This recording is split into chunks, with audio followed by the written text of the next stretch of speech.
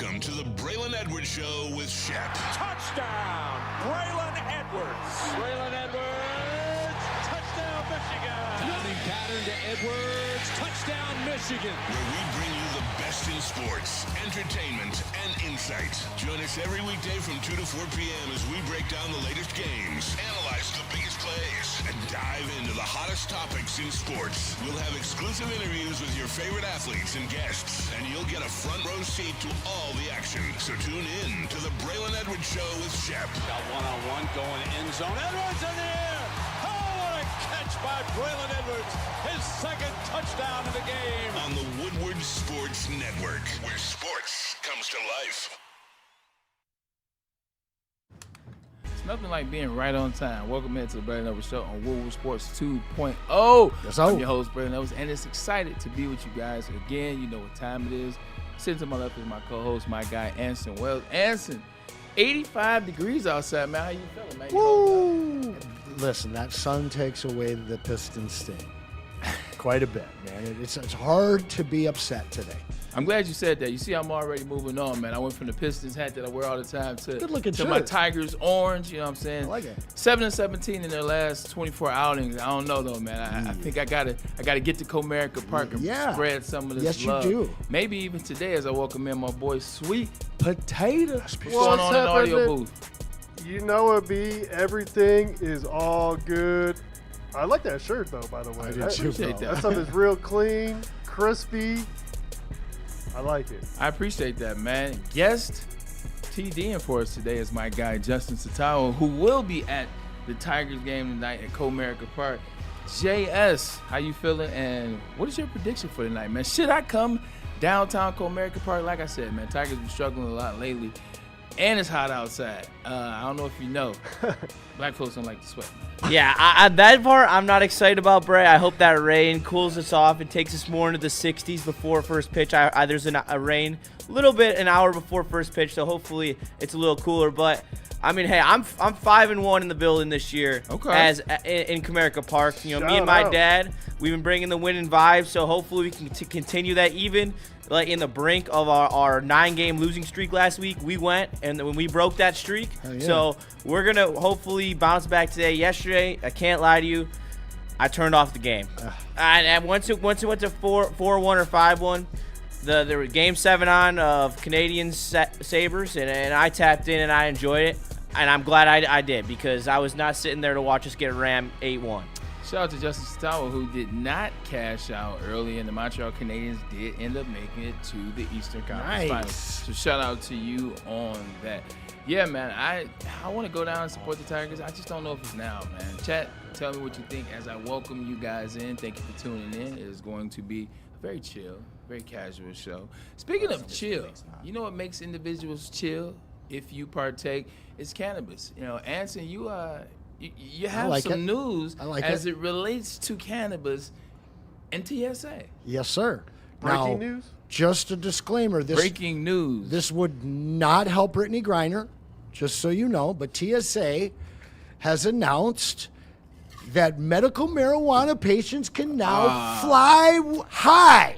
Man. No, you can't smoke on the plane, but you can bring your stash. Okay, so 2 things. One, this is a Debbie Downer because it said medical, which means you have to have a medical card. This is true. So you got to go get your medical card. A lot of people were trying to get medical cards, and once cannabis became a recreational thing here in Michigan and other states, there was no more need of the card. So you got to go find the process to get the card so that you're legal. Because if you're carrying and you don't have the card, guess what? Your ass is going to jail. So you got to make sure you have the card. I think this is going to cut down on a lot of vape pens. Yes. Well, And I think that's more so what it is. They're understanding, like, people are traveling with weed, people are smoking Petty vape charges. in the airport, like Yeah. it's charging everywhere, and they're making so much money on it. Talking about the government, the biggest pimps, the biggest gangsters, the American government, it always has been. They get rid of things, they legalize things once they have control, and now cannabis here in Michigan alone is making $2 billion a year. yeah. Freddie Felch says legalize it federally, and he will be impressed. I guess the question that I'm left with, Bray, is what if I fly to Alabama? Now, I don't know why I would fly to Alabama, but You're I not know going to it's not legal Tuscaloosa, there. man? Support the Crimson. I guess they're not as good anymore. There's But no reason to go I get down to there. fly there with it. But if I get pulled over with it, that's illegal. Right. Well, I mean, the rules are understood. You know you can fly with it. You know it's illegal down there, so you better be smoking it before you leave that airport. You better be smoking it Because before I you leave guess the airport. TSA doesn't really know or care where you're flying. No. They're just getting you through that gate. Yeah, which Security. I get. Well, they do know. I They mean, do. it's on They your look at boarding your pass. Thank you, For Justin. sure. But, I mean, what do you do? Like, I mean, if I know it's legal to fly and I have my med card, but I'm going to Alabama, Yeah. I'm not flying with it. Yeah. Also, too, I mean, you get edibles as a suspect. Yeah, as a. Well, I'll fly with edibles all the Substitute. time. Like, Same. right in my hand, man. I can or cannot confirm that you may be able to fly if you just put in your carry-on and act like it's a tobacco vape. You may or may not be able to do it currently. Yeah. May or may not, allegedly. I'm not going to put that out there as reason. My face is on the screen when I say this, but I had a funny story, man. Like, anybody have any edible stories? Like, oh my, tons. I see Sweet Potato Cam over there. Like, yeah. Oh, yeah. So here's a funny edible story. Apologize for this, Mom. It is what it is. Here we go. I was in LA doing what was I out there for? I was interviewing at Fox 2 or Fox Sports out there. Did an interview. A friend of mine had a gallery premiere some clothing line, if you will, after my interview. So go to the interview, then I go to his crib. We go to the event. The event was nice. The event was smooth. My guy is big indulger, if you will. We stopped by the dispensary beforehand. He picked up some flour, picked up some edibles, gave me some edibles for my trip back to Chicago where I was staying at the time. I said, cool, man, appreciate that. Go to his premiere. Premiere's a hit. Everybody has fun. We go out to eat afterwards. Bet. After we eat, I go to the airport, say goodbye. I'm like, dang, I had these edibles in my bag. I don't want to fly with them. I don't know necessarily how that works yet. Oh, my Lord. The edible situation. No, it wasn't a ton, Satal. Like, it all right. wasn't. I I wasn't can see that. wolfing down 200 milligrams before I jumped on the flight. Like, I had some experience. But there were 3 packets he gave me. Each packet was 60. I mean, it was 20. So I took 60. So that's how I'm just take them all. No big deal. 60. It's a 3-hour flight. We'll be good. I also, on airplanes back in the day, I would take ZzzQuil to put me to sleep. Yeah, sure. Because I had the energy. So I'm up, and people talking to me, and I'll engage, even if I don't necessarily. Are you Braylon Edwards? Yeah, well, even that, I just conversate. Like, what you got going on? What movie you watch? I like that movie. So that's what put me to sleep so I wouldn't have to talk. Man, I took that on top. So that was 30 milligrams of ZzzQuil on top of the 60 milligrams of that. And when I tell you, before the plane took off, like, I'm talking about the plane hadn't taken off yet. I'm like, Ooh. okay. That's just Feeling it. Well, I'm talking about hitting the mode. So as it further progresses, now the plane is starting to taxi out, starting to go out. I'm like, Stop the I plane. was like, yeah, like for real. So like literally, I'm like, yo, man, like I don't know if I can make this. I don't know if I can take off. Like I'm like, this is the start of a 3-hour flight. So I manned up, told myself, I said, stop acting like a you know what. And so then I had to find a position. So I spent the first 20 minutes of this flight trying to figure out how to keep my head down or lay this way. Oh, I didn't tell you, I was in the middle seat. I was in the middle rotten, seat. bro. So legit, I'm like up, down, I'm trying to figure it out. I'm like, oh, this isn't gonna work. Oh, I'm having a heart attack. Oh, it's over. Oh, it's over. Finally, I figured out a position. I figured out, put just like this, on my knees, just like this, and if I don't move, I was good. If I don't move, I was good. But you know when you do For how like long? that, your elbows slide off your knees. So eventually you keep doing this. So every 20 or 30 minutes it would do that. I'll wake up and still on the mode, if you will. Long story short, we land in Chicago probably like 5:40 in the morning, man. I still was on the mode, trying to catch my Uber. Get my Uber, go to my condo that I was staying at. There's a 7-Eleven downstairs. So I stop at 7-Eleven first. I got some What, half the funny candy? story. Like I've never told the full story. So I go into 7-Eleven. I get the microwavable burrito. Oh, no. Like that should let you know there. Gotta get it. Microwavable burrito. Got some ramen noodles and a Slurpee. Went upstairs. I just remember waking up at like 7 p.m. Like Empty bowl of ramen. In your lap. Nope. The ramen was on the counter. The Slurpee was on the counter and had melted. And then you didn't even get into it. 100%. And the burrito was next to the microwave. So at the end of the day, I had the best intentions, but none of it measured out. That is my one time where I said, you know what? I don't know if edibles are before me. I don't know. So that's my You got to edible be careful story. with those. Freddie felt $2 super $2. chat. What's up, Freddie? The only green I rock with is Mary Jane. Go blue, he says. Respect. I've been to Amsterdam As I have 9 on times. green shorts and So you had those space cakes, Anson. Now, see, At you the beat me real, to it. the real. He knows. So I've been there 9 times. The first time I went chat, there, let us know. I was coming back from living in Russia. I was living in St. Petersburg, and Okay. the girl that I was with, Which is crazy in the that you 90s, lived in Russia. in the 90s, Russians couldn't go anywhere. So they stop her at the airport, and they're like, you have to Pushka stay. Anson. You had to stay. She had to stay there for 3 days while I was walking around Amsterdam by myself. Yeah. It's not a bad And- place to be low. Oh, yeah, it wasn't bad. not a bad It wasn't place. bad. Those Dutch girls are aggressive. And so I'm like, man, I got a 7-hour flight ahead of me. I'm getting, as Justin prefaced, a space cake. Now, space cake isn't just marijuana, ladies and gentlemen. It is also something that is also legal in the great city of Detroit, psilocybin, magic mushrooms. Well, I ate 2. Ooh, doubled up on the Oh boy. And wouldn't you know it, the movie that they showed, I'm sure, Braylon, you know this one, Talk to me.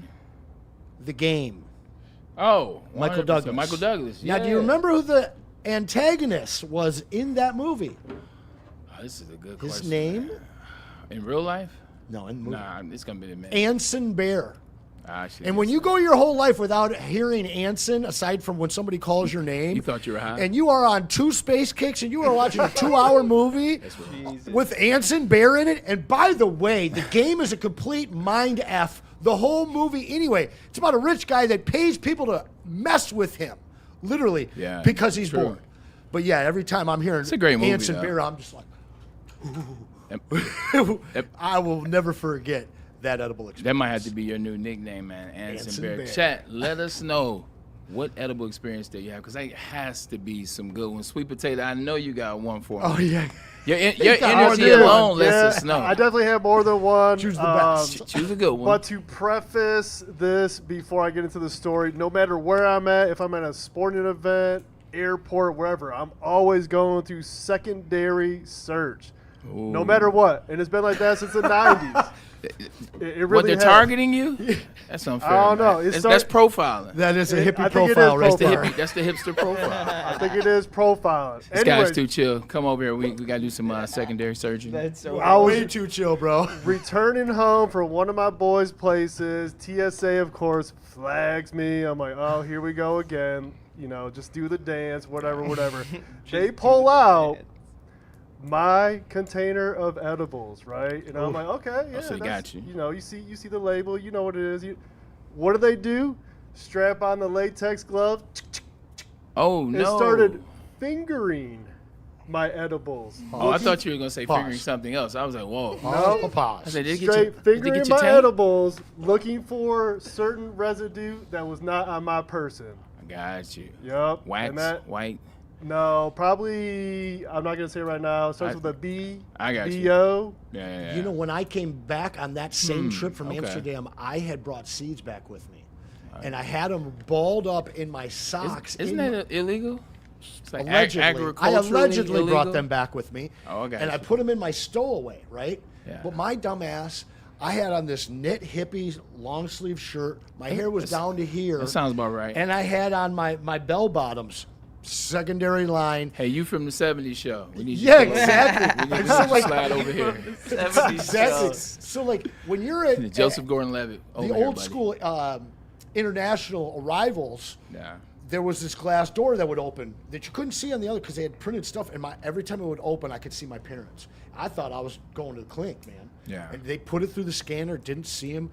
Man, you brought me right back to that when you were talking about.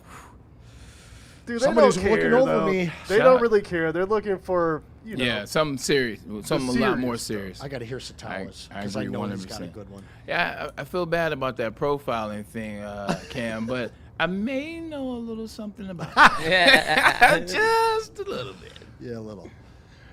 Jay, come on, you last All right. one. I'm gonna go with the fact that I am banned by my hockey team from making edibles at team functions because This is it. I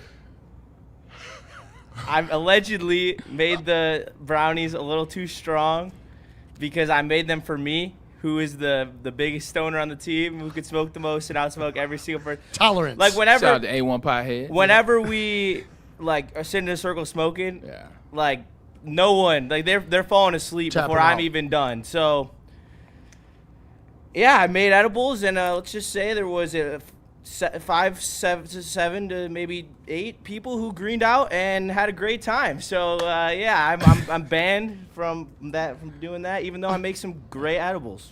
I believe that. We'll have to have that conversation one day. Couple super chats real quick. Freddie Feld, imagine how I feel if I watch the Flintstones high. And then maybe I can give you a segue here because Michael. Where are the wheels? Why do they have the wheels and they're not using them? What is going on? There's a whole Is he on 2 dates in one episode? You know the Jetsons Flintstones theory, Crossover. right? They exist in the sky while the post-apocalypse Flintstones, prehistoric Flintstones. Pretty interesting because they are in the same Okay, universe. Hanna-Barbera. Michael Wary, going to hand you off the segue here, buddy. Your thoughts on Wemby last night? Well, we were talking about space cake, so we might as well talk about the alien himself. alien And out of before space, we I get love it. into the alien, and the dominance that is Victor Wembanyama, 2 things. One, I remember having a conversation with Tom Mazaway when he got drafted. And I remember telling him, I said, Maz, for all the hype that is surrounding Victor Wembanyama, I said he has to be at least top 5 player of all time. I really said top 3, but he said, nah, Bray, why you do that? Why does he have to be that good? Like, I was like, Tom, like everybody's talking about him. Like, no one can do the things that he can do. Like the arsenal of moves, the arsenal of bags that he has, like nobody can do that. So it would fail him if it's not. Is there ever been, like, what other aliens will we put in the class of Victor Wembanyama? Before we talk about the game, and the Spurs did win last night, 122-115 in double overtime. Wemby hits the shot at the end of the first halftime at the first overtime, take it to the second. Very reminiscent of Steph Curry against OKC. Same spot. Same spot, 1,000%. But before we get into that, what other aliens would you put in his category? People that are just freaks of nature, but also back it up. I mean, Usain Bolt, 6'5" sprinter, comes up, never lost the Olympics. And, like that comes to mind. Maybe Wilt Chamberlain, what he was, 100 points, and the player and that natural he was. high jump champion, shot put champion. Yeah. What other natural freaks? Because there's the only way to describe it. And I think it's disrespectful, but it's not, because that's exactly what he is. When you brought up Maz, I thought you were going to talk about his edible story? moment at the golf course. But you know, the way you said it, the first thing that came to mind was LeBron James, because LeBron, when he came out, when he came out in 2003, the only other expectations that I've seen that equal what we had for Wemby were for LeBron. Yeah. And we didn't know it at the time. Now, in hindsight, we're going to have those same types of expectations for Wemby. But at the time, like, what you thought of LeBron, he kind of ended up having to be a top 5 player too. Yeah. So I think that those guys are very, very similar, 20 years separated. It's crazy that, and we talk about LeBron and we have the conversation about him, what he is, what he isn't. That's not what this part is about. For what was put on him, for what was said, this is what you have to do, this is what you have to achieve. The expectations, you can say he overachieved. You can say he outlived the expectation. 100%. And that was the sky high hope, not the expectation. But physically, in terms of your actual question, I mean, that guy looked like Greg Oden's little brother at 17. I mean, he was an absolute man, an absolute unit. I mean, the guy looked like he's stepping out of the Arnold Classic at 17, 18 years old. 2 other guys that popped right into my brain were Calvin and DK. These are guys that are just absolute monsters that arrive at the combine and just shatter the stopwatches. DK, not so much. Calvin, yes. DK, though, when he took his shirt off. Yeah, but that was the thing for me. True, like the photo of him next to that other class of the other wide receivers, and then watching him throw corners and safeties on blocking routes, and then the walk down of Patrick Peterson. Yeah, that's tough to argue against. But true. DK's not a great NFL player though. He's a good one. Sure. Like Wemby's the best basketball player playing. Like Wilt Chamberlain was the best basketball. Okay, so they also have to end up dominating too. Yeah. Okay. Like Usain Bolt is the greatest sprinter of all time at this particular point. What about Lamar Jackson? Because Lamar really should have had back-to-back Heismans. I felt he was robbed the second year. He could do no wrong at Louisville. And to add to his lore, he refuses to run. So none of us really knows what the 4.3 is, but we all had the conjecture. We all figured it was under 4 for him. Is it a 4.3 or lower?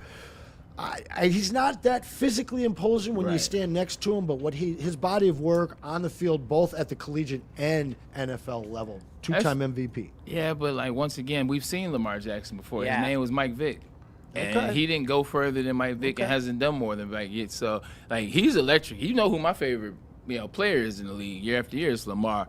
Although my patience starting to wear a little thin over there. But, he's great player. But I got one for the NFL. Okay, give me one for the NFL. Myles Garrett. Calvin was good. Myles Garrett. Myles Garrett. Legit. That dude is a Myles Garrett. You've seen him on the hoops court. I mean, he's going to translate to every game.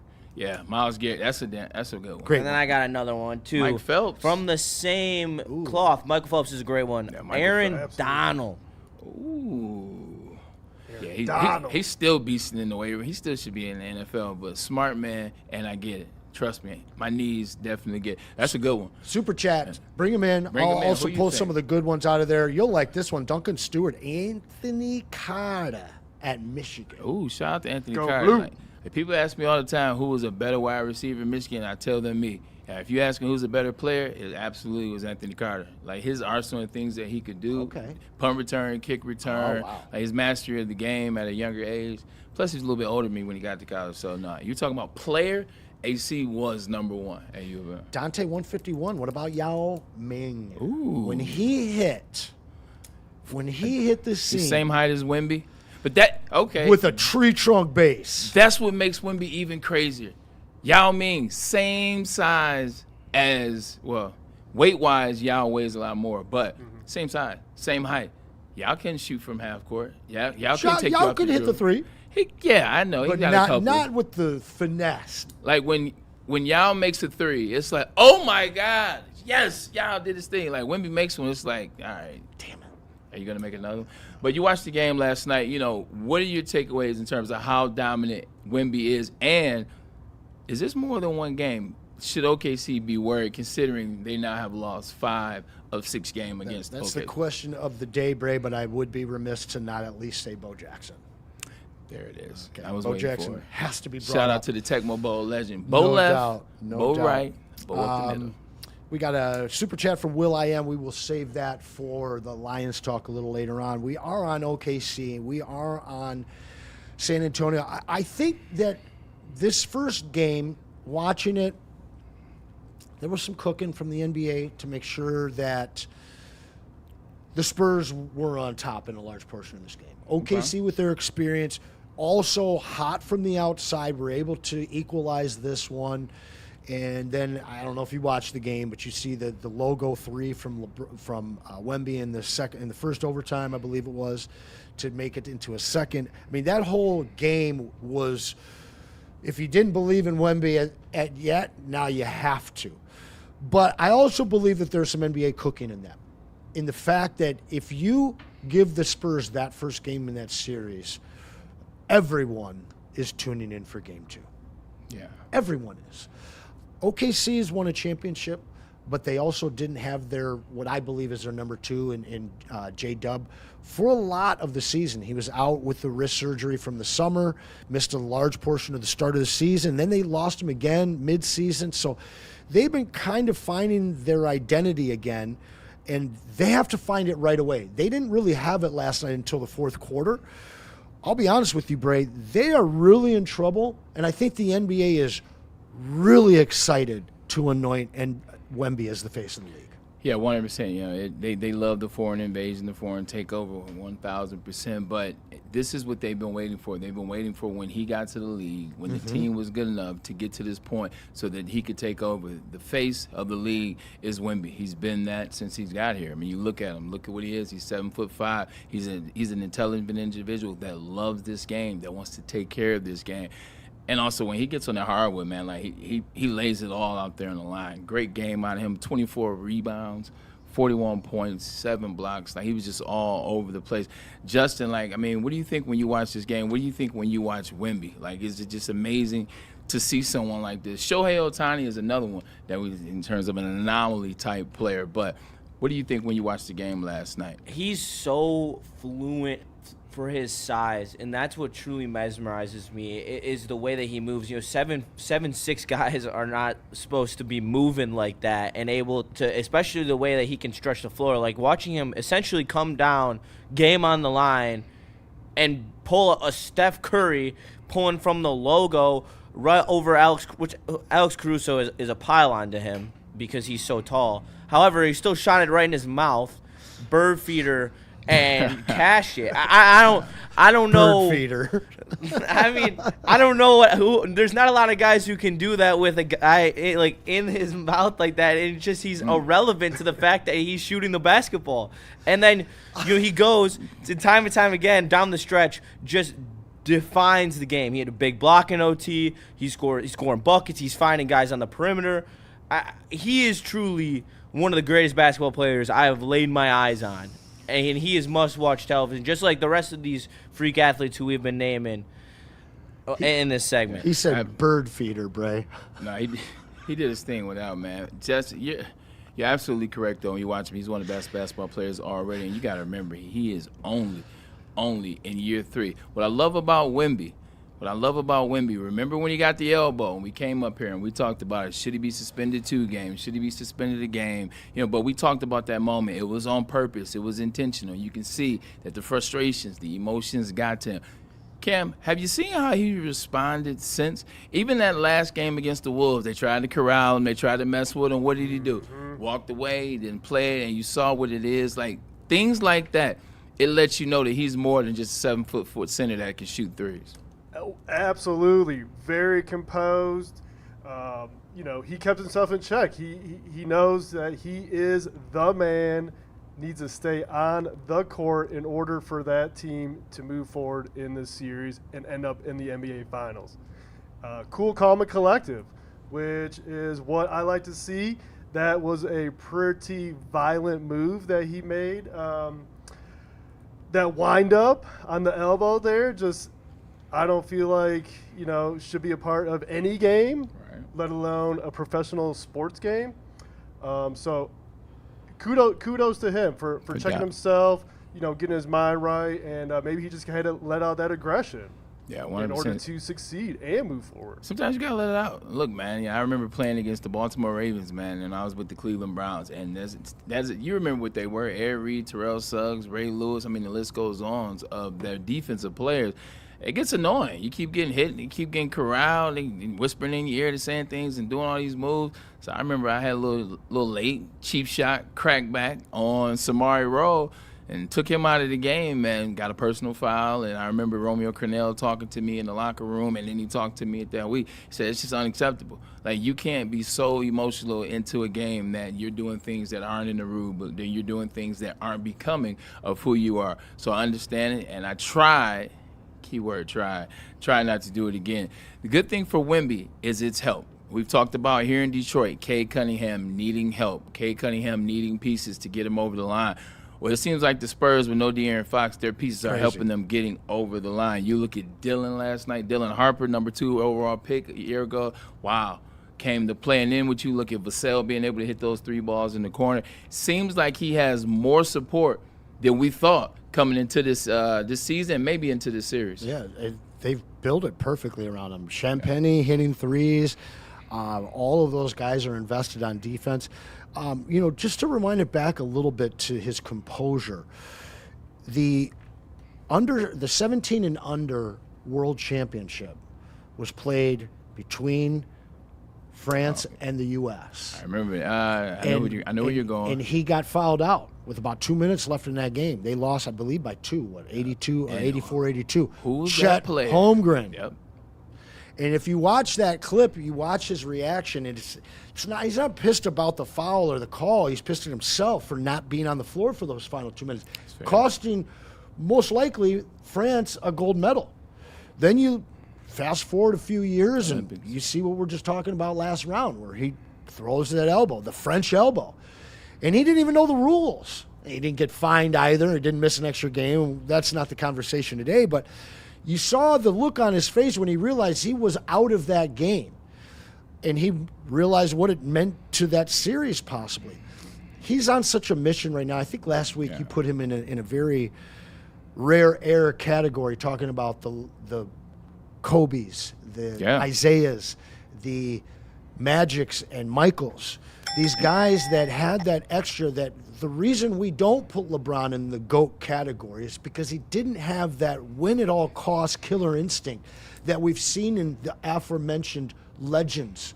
And when you come to Wemby, you look at him and there's nothing that would tell you that he has anything other than the absolute killer heart. It's black, and it's Spurs black, but he is going to win multiple championships, not just because of his skill, but because of that killer mentality that he is learning quickly at a young age.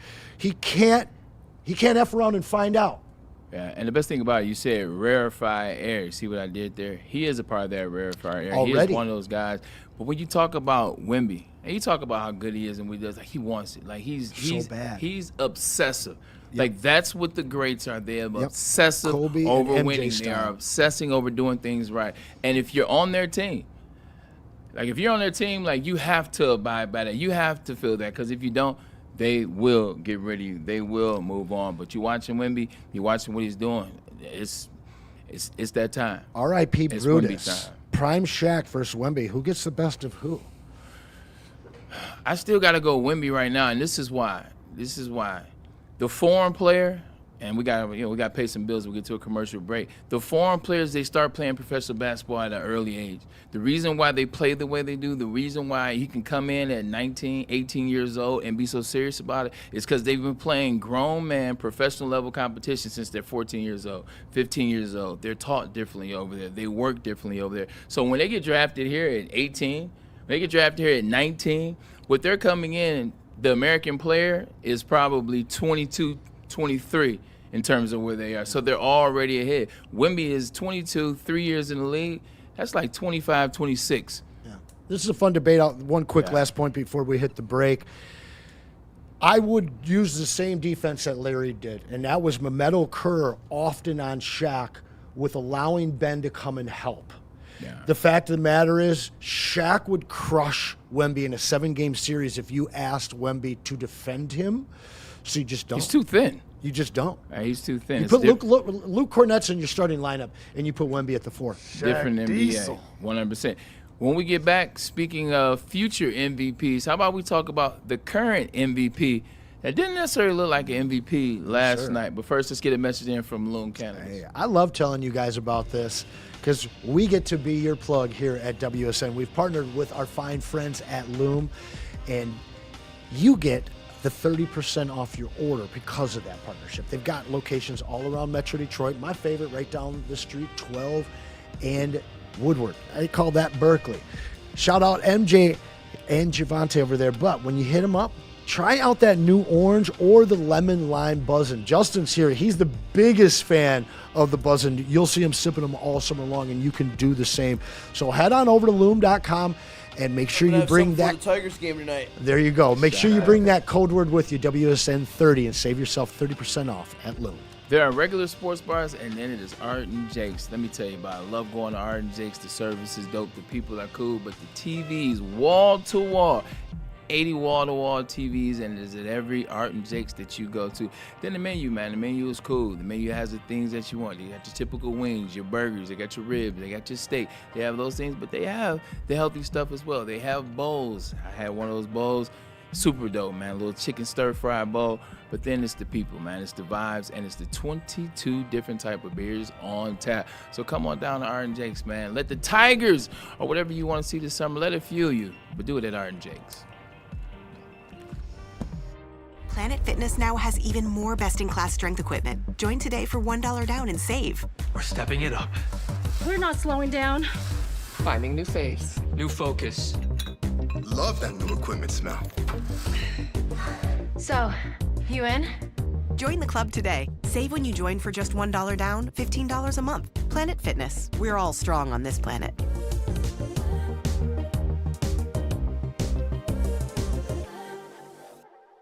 It's game on at Art & Jake's. Wings, burgers, pizza, and ice-cold drinks served up with attention to detail. Wall-to-wall TVs, great service, and a vibe that keeps your crew coming back. Art & Jake's, a sports bar setting with a fine dining flavor. You know how some things are so good they should be world famous, but they're not? Our house-made vinaigrette is one of those things. And the antipasto salad, we drizzle it over. Same with our hand-battered chicken tenders. Original recipe soups and pasta sauces. It's almost as if our original world-famous Detroit-style pizza is mocking them. And that's not very nice.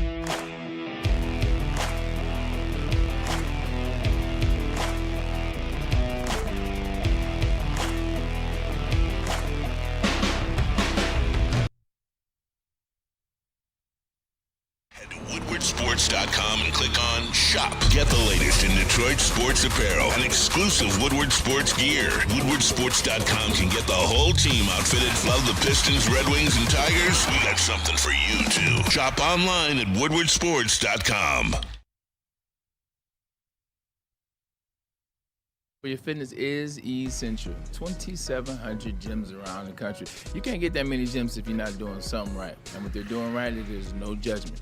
There's trainers on staff, and then they keep the gym squeaky clean. All the machines, exercise machines, they take care of them. There's no judgment here. Get your plan started. Continue your plan, or take your plan to the next level. Remember, mental and physical health are essential to life, and Planet Fitness understands that. How about All Day IPA? Hey, guys, Planet Fitness is going to give you the summer body, so you know what you got to take to the beach with that summer body. It's your summer beer, and it's All Day IPA, courtesy of our friends at Founders Brewing. 15-year, it's their anniversary this year. 15 years. And it's they their Founders year. That's right. They've been pacing the IPA category. It's citrusy, crisp, refreshing. It's really perfectly balanced. And that 4.7% alcohol is going to pace you throughout the day. Next time you're reaching for one, make sure you're reaching for an all-day IPA, but make sure that you drink it responsibly. 30% from the field last night was the current back-to-back NBA MVP, Shai Gilgeous-Alexander. Last night, it just was not good enough. Was this a situation, Anson and Justin? Was it, they've been sitting on their butts because they swept, so they've been relaxing and chilling. And, sometimes when you sit at home, you get a little out of sorts. Ask the Detroit Lions 2 years ago in the playoffs. Sometimes it happens.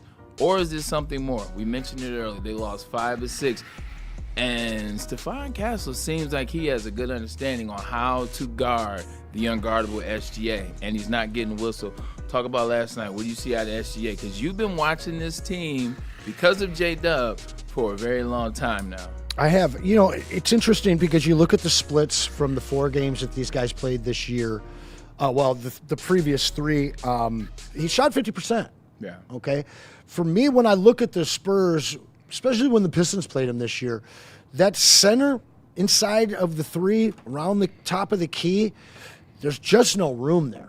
That's where Cade makes his living, right? Right. That's also where SGA makes his living, getting into the lane, drawing fouls. When you have a guy like Wemby with that kind of a wingspan and that kind of mobility and agility, you can't get to your spot. And now you watch these Spurs through the playoffs, and somehow that defense, as good as it was in the regular season, has gotten even better. Yeah. So SGA just couldn't get to the middle of the court, couldn't get into his area, couldn't find his spots. And then he settled for threes, and it wasn't on for him. Now, obviously, he played much better in the second half than he did in the first, but I believe he got out of that first half with only 4 points. This is going to be that hurdle that we've never seen SGA have to get over before. Yeah. You know, you look at the Denver series, Nikola wasn't that guy. Joker's not that guy that's going to alter everything that you do as an offense the way that Wemby does. He's just an all-time offensive great in every triple threat category. This is a very different obstacle for OKC. It's one that really has me concerned. I hate the Spurs. I can't stand them since 05 and everything since, especially them cashing in on a Wemby that should be in a Pistons jersey. But ultimately, it's going to have to come from the rest of the team the way that it did last night. That's who got them into the game. Sure, SGA had a nice second half, but it was that deep 12-man rotation that they can utilize that got them back into the game. It's going to have to be more of that. I'll be honest, though, Bray, I am truly concerned for OKC's repeat. Could Cade and Wemby have worked, Satawa? Oh, definitely. Stop it. Oh, don't even say Stop it. that. I'm sorry. Because I had both to. of them can shoot off the catch, can both create their own shot, both can play make. I mean, see, I don't subscribe to the theory unless you have some selfish mofos out there that 2 primary ball handlers can't work. Because you have seen, We've seen it. 2 great players time and time again. I mean, you can talk about Kyrie and LeBron. You can talk about Steph Curry and KD. Like, no, everyone said Steph Curry and KD was not going to work, but it was flawless. It actually, regardless of what the records say, the most efficient version of the Warriors was when Kevin Durant was on that team. True story. 1,000%. 1,000%. Yeah, but just, what Wemby has been to this team, what SGA, he needs to pick it up. He needs to figure it out because they're going to need him to get it going. J-Dub had it going last night.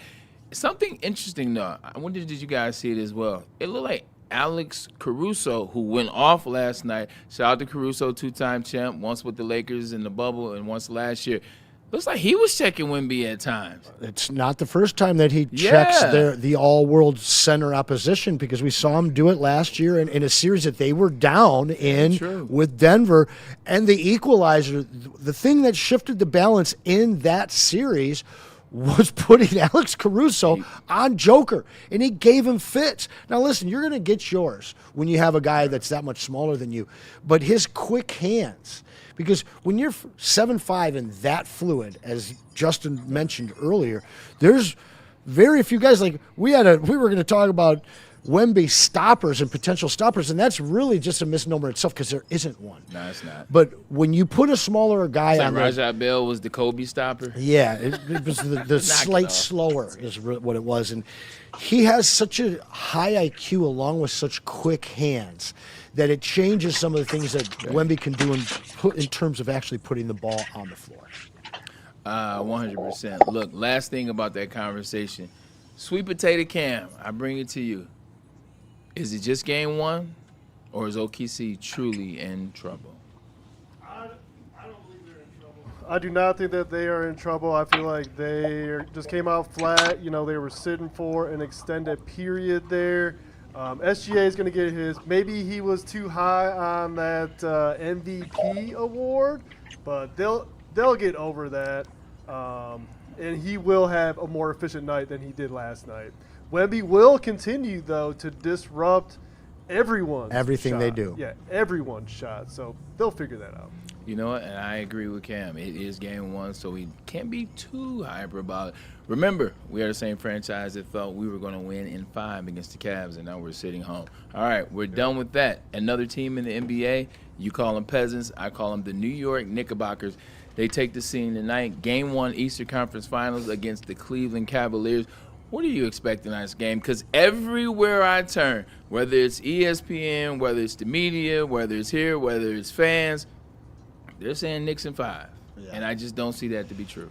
The Cleveland Mistakes versus the New York Peasantbachers. Listen, these are two teams that just haven't had enough. They've been perennial East contenders, and they keep falling short. I think that Cleveland's the better team. I think that they're built better. I think that they're deeper. I think they're better coached. To me, this should be a 6-game win or a 7-game win for Cleveland. However, the NBA needs New York to get back to the finals. That's a team that flops even worse than the Mistakes do. And the fact of the matter is like that's your bell cow. Yeah. An OKC or Spurs Knicks final is really what they wanted last year. But the magnets were on, and then that Tyrese Halliburton shot somehow fell. But to me, this is the last charge of the Peasants. I think that they get to a finals, they fall short, and then we see that rebuild I've been warning all you Peasants about. Yeah, 1,000%. Look, I get it. The Knicks are only 5 deep, Sital. They only roll 5 deep. You get past that, you get into some bench issues. But realistically, the Knicks can dribble the ball. They do have ball handlers. They do have other individuals that can make it happen, create their own, unlike the Detroit Pistons did. So will that pose problems for the Cavs and make it a 5-1, or do you see something different? I think that the NBA can only do so much to put teams on a pedestal. And I think the way that the Cavs are able to stretch the floor, especially with how well they're shooting the basketball, like Dean Wade, Merrill, like those were two problems for the Pistons, bro. And then they obviously got Max Strus. Never know what Strus is going to be. Yeah, and they got guys who can win games other than their stars. The Knicks, it's the Jalen Brunson show. And if Jalen Brunson isn't going, they're offensively capped, in my opinion. I don't think Cat is a playoff riser. I don't think you can count on OG Anunoby scoring. Mikal Bridges is a playoff faller as well. I don't believe in the Knicks. I understand that's what they probably want. However, I'm on the Cavs wavelength. I think the Cavs they showed a lot more than I thought they had against the Pistons, and I know it's different series and teams match up differently, but I think the Cavs, they feel like the deeper team and the team that's going to win this series. I agree. I think the deeper team, and I think they're starting to come into their own. And we saw that firsthand at Game 7. But I think they're starting to come into their own. Jared Allen looked dominated. Yeah. Evan Mobley looked like he was starting to be able to shoot the 3 and take you on the inside. So you mix that with that bench play with, like you said, Strus and Merrill and D-Wade, 100%. Look, we don't want to rush the NBA conversation, but we got our boy Sam Day, a.k.a. Stick, on the line. So let's jump into some Lion talk. And we got a question about Jared Goff. I'll start this off for you right now so you get an idea. Is this the biggest season of Jared Goff's career, which is a question phrased by that guy, Anson Wells. What up, Stick? What up, though? What's the word, man? How's it down there in the GC? It's pretty nice today, 80 degrees, sunshine, beaches, and pina coladas. I was about to say we had you beat until you said beaches and pina coladas. Yeah. Because it's about 85 here, sunny, but ain't no beaches unless you count Belle Isle. It's like Groundhog Day down here. Like every day is like the exact same. Every day. It's just nice. But either way, Jared Goff. I can always talk Jared Goff. Anson sent me a text, and when you send me a text about Jared Goff, I'll make time for it, even if I don't got time. But most important season of his career. I think that's a stretch, and I think that's far to say that. But I do think this could be the most defining year of his career, if those two things make sense, saying them in consensual order. Jared Goff, getting to the Super Bowl as he did with the Rams, probably he'd argue that was the most important season of his career to this date. And, pulling the Lions from the doldrums of a perennial 3-win team is also something that he did and got us to a 15-2 record. So he rebuilt this franchise stick. He did. He did. What do you want? The very first move on Brad Holmes' agenda was get Jared Goff in-house. So he did it, and it's led to where we are. But, I do think this could be Jared Goff's very biggest defining year. because last year he proved a lot of people wrong with everything has to be perfect. You got to have the perfect line for him to be productive. It's top 5 stat leader in every stat that matters for a quarterback with a makeshift offensive line. The way they've rebuilt the offensive line this year is going to give him the opportunity to just ball out of control again. So I do think this could define his career. And, I think I'm with the rest of us.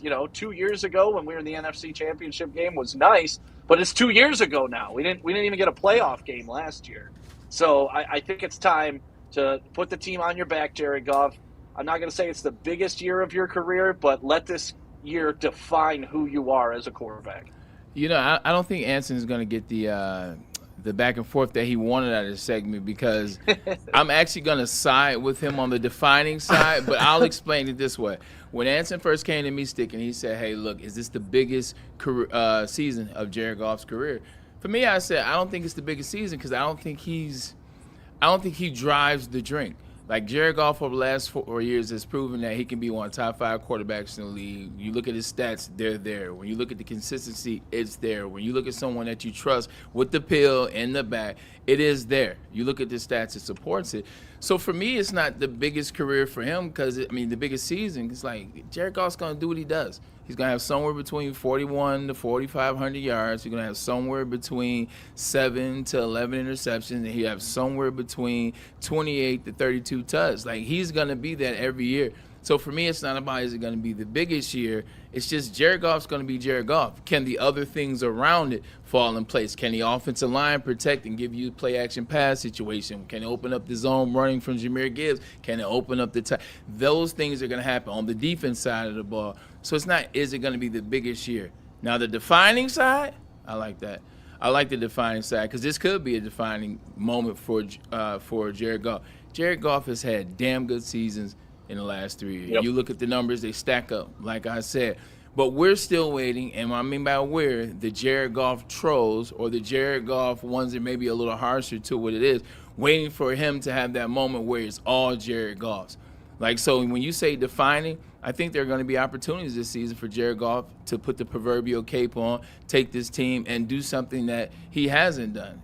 Go a little further, go a little farther. So defining, yeah, I damn sure agree with Stick on that one. This could be a defining year. It looks like I'm going to have to supply the fireworks for this one. Looking good, buddy. Looking good, pal. Thanks, man. How can you say that this will define him and it not be his biggest season? This guy just shocked the world in 2024, but fell short. This guy has, 9 career touchdowns and 10 career playoff games, I believe. Then he fails to make the Super Bowl last year. All of a sudden, or make the playoffs, excuse me. Doesn't even make the playoffs last year. And everybody's looking at him like, hey, this is your fault, man. I know that people were injured. This year, he has to get to the NFC Championship and really kind of has to get to the Super Bowl. If he doesn't, the whole town could turn on him. That whole chant will disappear. And you, even my good friend Stick, you might not be defending him quite as staunchly next year if he falls short. This is his biggest. This is where we disagree, because he's already proven everything that you're thinking about that he's going to prove, right? He's already proven he's an elite quarterback. He's already proven he's in the top 5 of every statistical category, with or without an offensive line. He's already proven he could take 2 franchises to the furthest they've ever been. Doing it with the Rams, taking them to the Super Bowl, can't get any further than that. With the Lions, taking them to the NFC Championship game, that's the furthest we've ever been in the franchise. So to say there's pressure on the guy, there's no pressure on the guy. He's already laid his sack on the table, and we know he's an elite quarterback. Now, could he use this year to get to a Super Bowl and be one of the only guys to take 2 separate franchises to a Super Bowl? If he does that and he wins the Super Bowl this year, I think the difference is we're talking about very good to Hall of Fame. Let me ask you a question, Stick. And I'm not trying to fight. I come in peace, but I come with a real question. How is there no pressure on Jared Goff? Like, yeah, he's the 4,400 yards and the 30 touchdowns and all that, but we don't care about regular season. That's cute. We just saw the Detroit Pistons win 60 games in the regular season. Now they're sitting at home watching the peasants, according to Anson. Why is there pressure on Lamar Jackson Why is there pressure on Josh Allen? Why is there pressure on Patrick Mahomes, who already has 3 Super Bowls? Why is there pressure on all these quarterbacks that we have in the top 6, but there's no pressure on Jared Goff, who's already been to the Super Bowl, but he didn't win it? So if there's no pressure on Jared Goff, then what are we even talking about? And then you bring up a Josh Allen. Have they even made it to a Super Bowl in their careers? Yeah, they haven't, but the object is to win one. I mean, that's the difference. I get it, but Right. Also, if you've made it a step further than those guys, they're still chasing you, right? Like, Right. I've already been there. I've already seen the bright lights. I've already been with the 2 weeks off and all the interviews and stuff. But listen, I know what you guys are trying to get at, but Jared Goff is what he is. Like, Right. That's why I think, like, biggest year, no, he's already defined who he is as a quarterback. Now, can he use a couple bounces here and there? Can we use a non-Vildor off the helmet or Josh Reynolds dropping passes?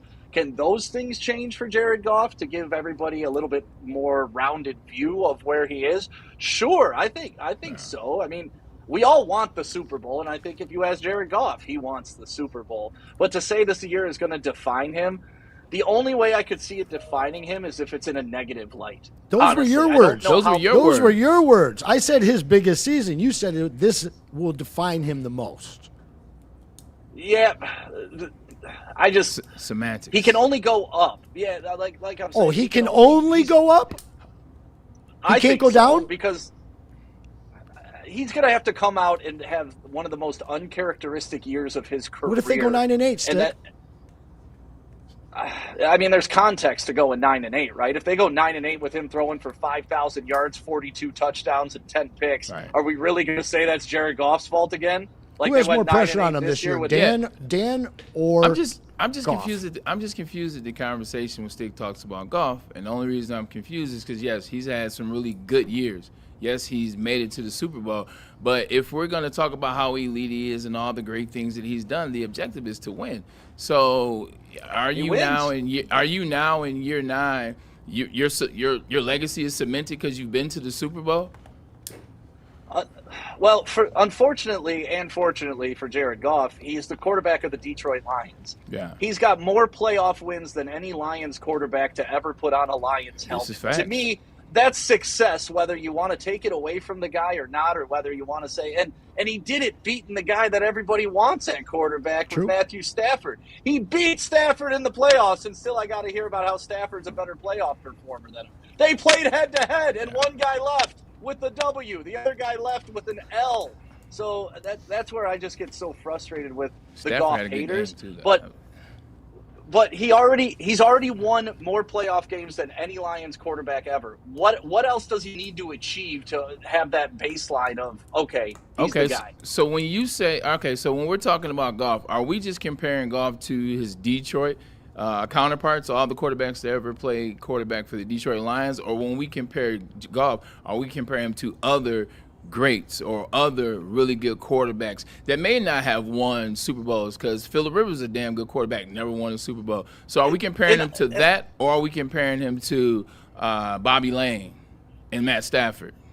No, I think you could put him in. Well, you definitely compare him to what Stafford accomplished in this uniform, right? The guy was 0-3 in playoff games, had a lead, blew it, had the number 2 defense in the league that year, couldn't get it done, had a Hall of Fame wide receiver in Kelvin Johnson, had the first duo to run for over 1,000 yards each with Reggie Bush, and of course the lovely Joik Bell. So I mean, people that want to give Stafford a free pass for his failures here in Detroit, that's where I get frustrated with. Yeah. But yeah, for Jared Goff, he's already the winningest playoff player in Lions history. For that, I will always tip my cap to him. Now, if we're going National Football League, he's kind of an anomaly, right? Because to me, he's above a Josh Allen, he's above a Lamar Jackson. Because great regular season, like you were saying, but come playoffs, those guys haven't done a damn thing. So you got to put him below a Patrick Mahomes, though, right? Because it's Patrick Mahomes. So he's in kind of this weird flux class. I like the Phillip Rivers comparison because that's about where I'd put him right now as far as, is he going to be in the Hall of Fame? Well, he's talked about, but I don't know if he's quite there yet. Phillip Rivers needed that Super Bowl to get there. So I like the Phillip Rivers comparison. you know, if you want to put them in a class right now, it's like him and Joe Burrow, right? Guys who have been there but never got back. So is Sam Darnold above Jared Goff? Ooh. I mean, by logic. Hit him where it hurts, Bray. I would like to think you put Jared Goff on that team. They have, you know, we haven't seen Jared Goff with a defense. We've never in the history of Jared Goff being here. So until you give Jared Goff the number 2 defense like Stafford has, or you give him a defense like Darnold just had, because I mean Darnold's a good quarterback. He was fine in Minnesota. Did I think Darnold was ever going to beat you individually? Probably not.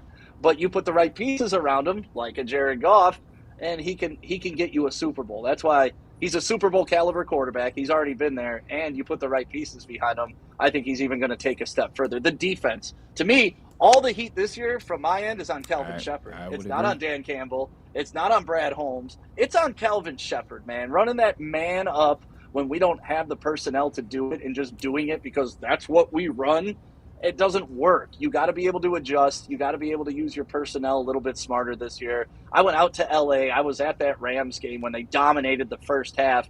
And then the whole second half, it was just puka, all single coverage on the outside, and it was embarrassing. Yeah, it was. What do you think? Where do you think the missing piece is? Because we looked at what the draft was this year. We look at some of the players. You know, we finally addressed the rush edge. Shout out to Derek Moore. He'll be on that opposite side. Secondary, they went out and they got Roger McCreary from Houston, Texas. They drafted Keith Abney Jr., which a lot of people, including myself, believe is the best draft in terms when you weigh them on the scale. What is the position that they most need now? What is the player? Where is it at? For me, it's linebacker. I think that's what they need. They need another guy. When you look at the number 1 defenses in the league, when you look at the teams that are the last 4 remaining, they got 2 linebackers that can play the position. We got a stud, and then we got 2 guys that we're trying to figure out. For me, it's linebacker. Yeah, I'm with you, but we got to preface this. This is under the assumption that Branch and Kirby are back, right? Like if that's the play with those 2, then the safety position is taken care of. But yeah, when I look at this entire roster and how they moved in free agency, even though they didn't say anything, you know how they move. They're very weird. Yeah, I just assume that those guys are coming back. Yeah, but we need a Will or a Sam. Yeah. I mean, we got the Mike, right? We got Mike. Mike's good. Yeah. You know, Campbell's set for the foreseeable future. But yeah, if we had a strong Will or a strong Mike, I think that would really help shore up this defense. Because I want to see what Tyleik Williams does this second year. Aleem McNeil coming off an ACL, which, as you know, takes like almost a year and a half to get up to full speed on, right? Mentally, like you're playing, you're playing, but you're not. You're kind of running in quicksand for a while. Yeah. So Stick, I think some stuff to. Go ahead. Yeah, we got to. I know you got some stuff to get to. Give us a final prediction for your Lions this coming season, and then we'll let you get out of here. You saw the graphic, 17-0. I did see 17-0. 17. Okay, Stick, indulge me. Just give me 3 games that are going to be tight. Yeah. Obviously, the Lions are going 17-0. Give me 3 games that are going to be down to the wire, and then the Lions prevail. Bills game is definitely going to be tight. That's going to be a tight one. I think our road games against divisional opponents coming up at the end of the year, going to Green Bay when it's cold is always going to be tight, and Chicago's going to be tight. But do I think those – am I scared of those games? Hell no. Stoked, not scared. Stoked, not scared. Always. Shout out to my boy Sam. Man, get this guy out of here, man. Love you, Stick. Look forward to seeing you soon. Appreciate you jumping on the show, man. See you, brother. Hey, appreciate you guys asking me to be on. You know what it is. Woodward Sports 2.0. The better we can be. Hey, look, man, that's great to hear from Sam Day, and you can always get him going with some Jared Goff conversation. Easily. I didn't think he was going that route. Yeah, I didn't think he was going that route. I thought he 17-0 route. Well, that I kind of knew. Man, we might have to do that a little more with our buddy down south. Yeah, 100%. Look, man, it's 3 o'clock, man. We're going to switch gears a little bit. Keep the Lions talk going, but we're going to pay some bills. Absolutely. Let's get a message in from a state title agency. Whether you're buying a home or refinancing, the team at the state's title agency makes closing process simple and convenient. We love simplicity. We love convenience. That's why we work with the B-Side and his team. Over 20 years of experience, they know exactly what they're doing. You mix that with the B's expertise, and they can guide any title or escrow and transacts to a smooth landing. Say it for me one time, so people tell you can smooth landing. real smooth. See, I knew I was going to get it from. They know you're busy, which is why they offer evening and weekend closing, but only by appointment. They will even pull up on you, and they'll let you sign the deal right there in person. They want you to be convenient, and they want you to be comfortable. For all your title needs, call Mr. Deeds. Listen, every day we talk sports, wins and losses, all the easy stuff that guys can talk about. It's the stuff going on in here that's a little more difficult for us fellas. However, fortunately, we have partnered up with our friends at Pure Psych, and these guys, they don't do cookie cutter plans. Your care is personalized just for you. They're all over Michigan, and a couple more spots in Northern Ohio, and it's May. That means it's Mental Health Awareness Month. So if you want to take that first step, now is the perfect time. You can reach them at purepsychmi.com. The Tigers are the best team in baseball. Get the best coverage in Detroit right here on Detroit's #1 sports network, Woodward Sports. Every Scooble start, every green homer, and all the action can be followed on all of our social media. Make sure you like, subscribe, and follow on Facebook, Instagram, TikTok, and YouTube. It's World Series or bust, Detroit, and we are here for the ride. Woodward Sports.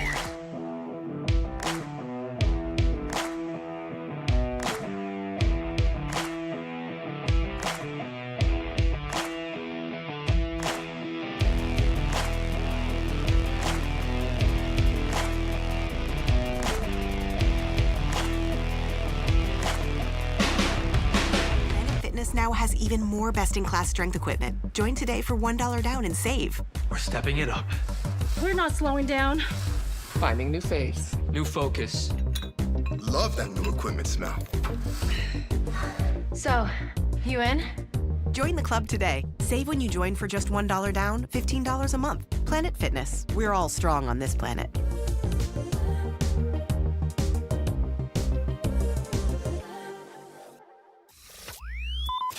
Welcome to the Braylon Edwards Show with Shep. Touchdown, Braylon Edwards. Braylon Edwards, touchdown, Michigan. Running pattern to Edwards, touchdown, Michigan. Where we bring you the best in sports, entertainment, and insight. Join us every weekday from 2 to 4 p.m. as we break down the latest games, analyze the biggest plays, and dive into the hottest topics in sports. We'll have exclusive interviews with your favorite athletes and guests, and you'll get a front row seat to all the action. So tune in to the Braylon Edwards Show with Shep. Got one-on-one going end zone. Edwards in the air. Oh, what a catch by Braylon Edwards. His second touchdown of the game. On the Woodward Sports Network, where sports comes to life. This is a hungry bear. This is Carl and Jeff. Carl isn't worried because he has focused energy to spare thanks to Thrive energy pouches. Jeff didn't use Thrive when Carl offered. The bear is happy about that. Don't just survive, thrive.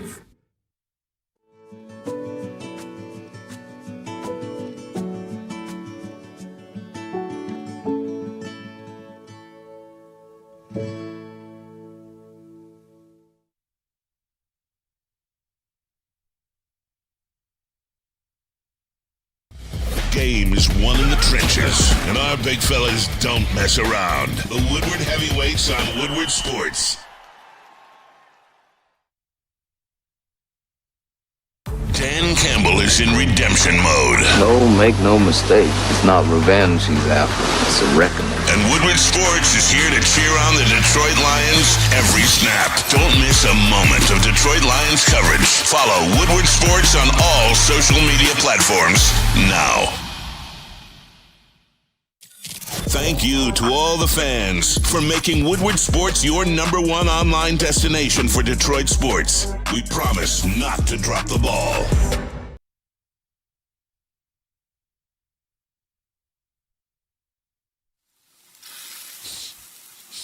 You smell that? That's Brad Holmes cooking. And the off-season smells good. Woodward Sports. And no more afternoon coffee for this guy. Why?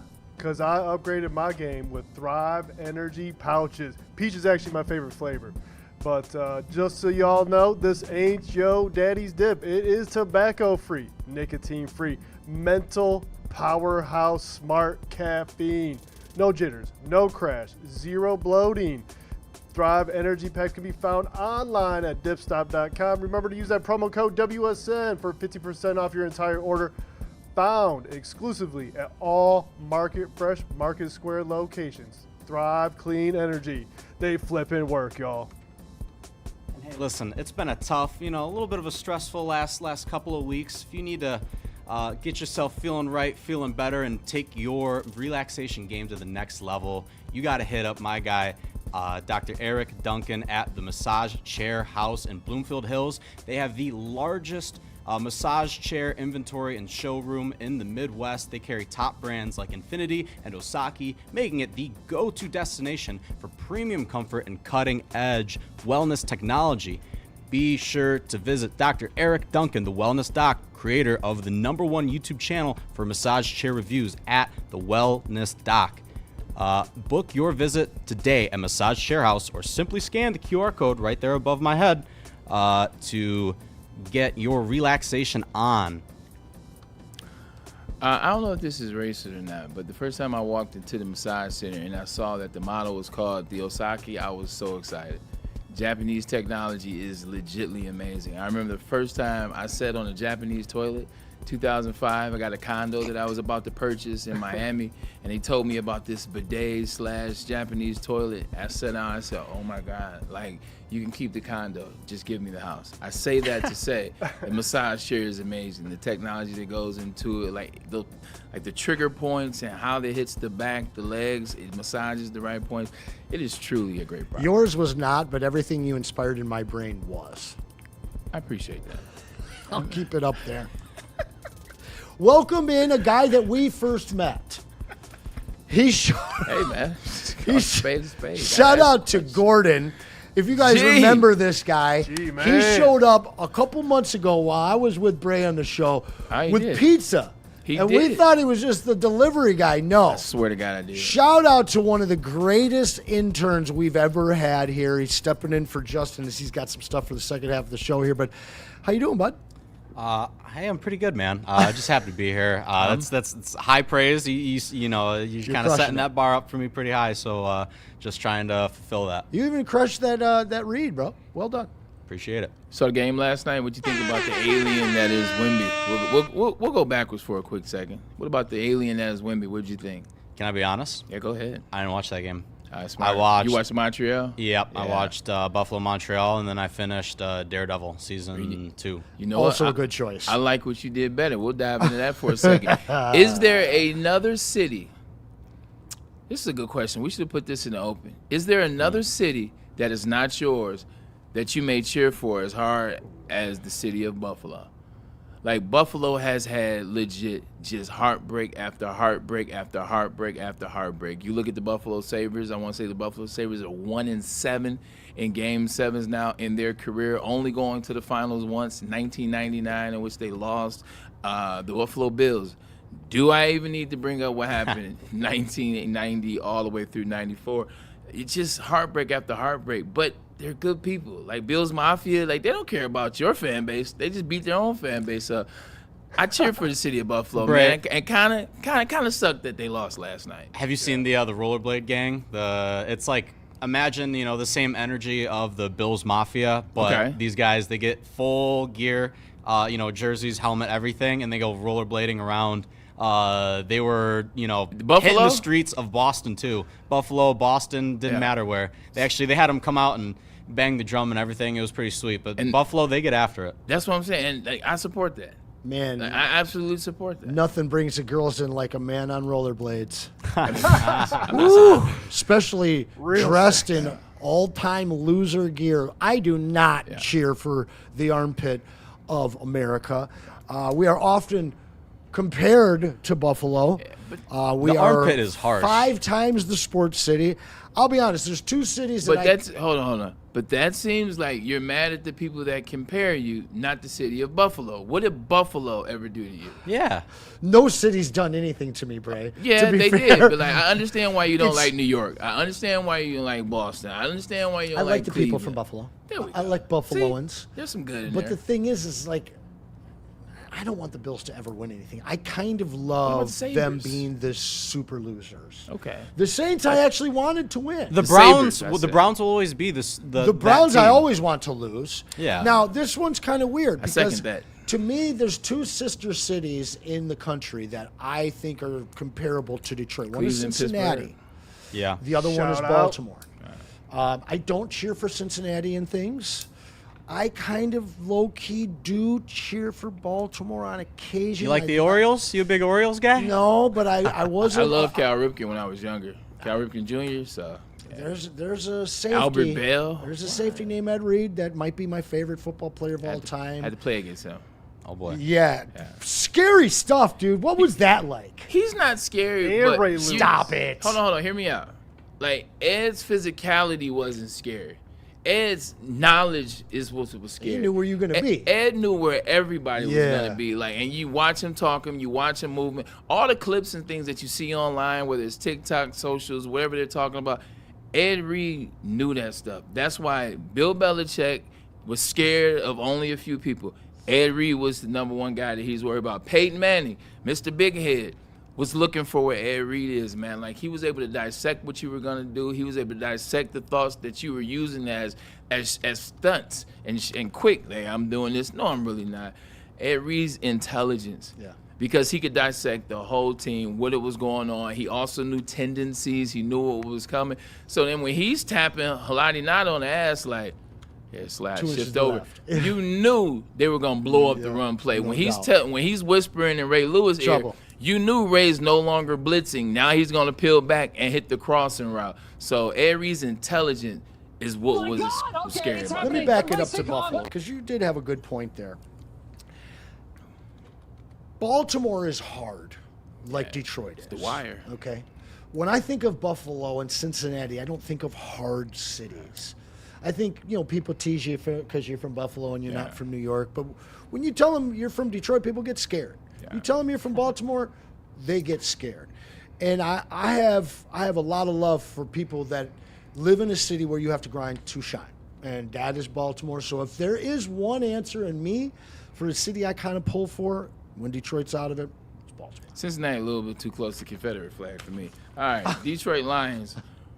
What else do we want to talk about the Detroit Lions? Because I asked Stick a question that I want to ask you as well. Okay. What is the player, what is the position that you feel like the Lions need to attack or need to address? The draft is over. Free agency period in terms of the starting that has over. Now, the trade deadline hasn't come yet, but what needs to be addressed before that first game against the New Orleans Saints? Well, my knee-jerk reaction would be the same answer as yours and Sticks. So I'm going to go away from the linebacker. I think that we don't have a number one corner on this team.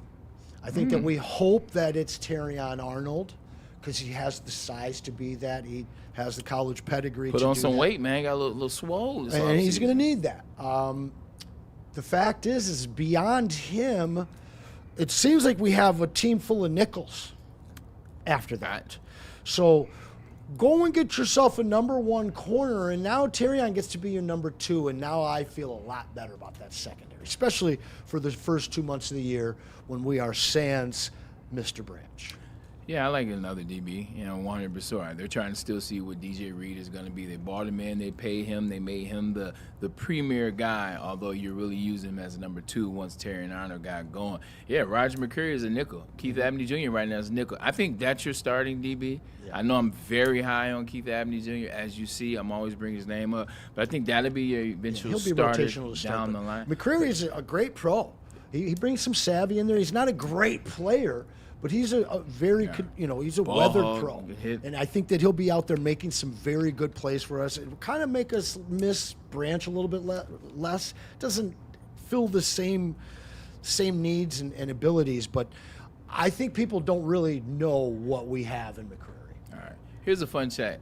Here's a fun conversation. This is Justin Satawa, and I wish he was here because it was his idea. G, but be ready. We're going to tap you in on this one. Okay. We keep making a lot about the Lions' schedule. Last place schedule, you see the team, and it's been voted already. The Lions have the 6th easiest schedule going into the season.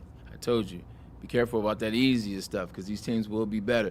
But with that being said, the Lions can mess around and be a number 1 seed off of this schedule. A lot of people at the network have them winning 13 games or more. Ooh. Myself and Anson, we're along the lines of 12, and Sticks a little bit out there with 17. But I say this to say, if they get the number 1 seed, like, is it too soon? Will they be a contender or pretender with that number 1 seed? Man, I can both be true, as Neil would say.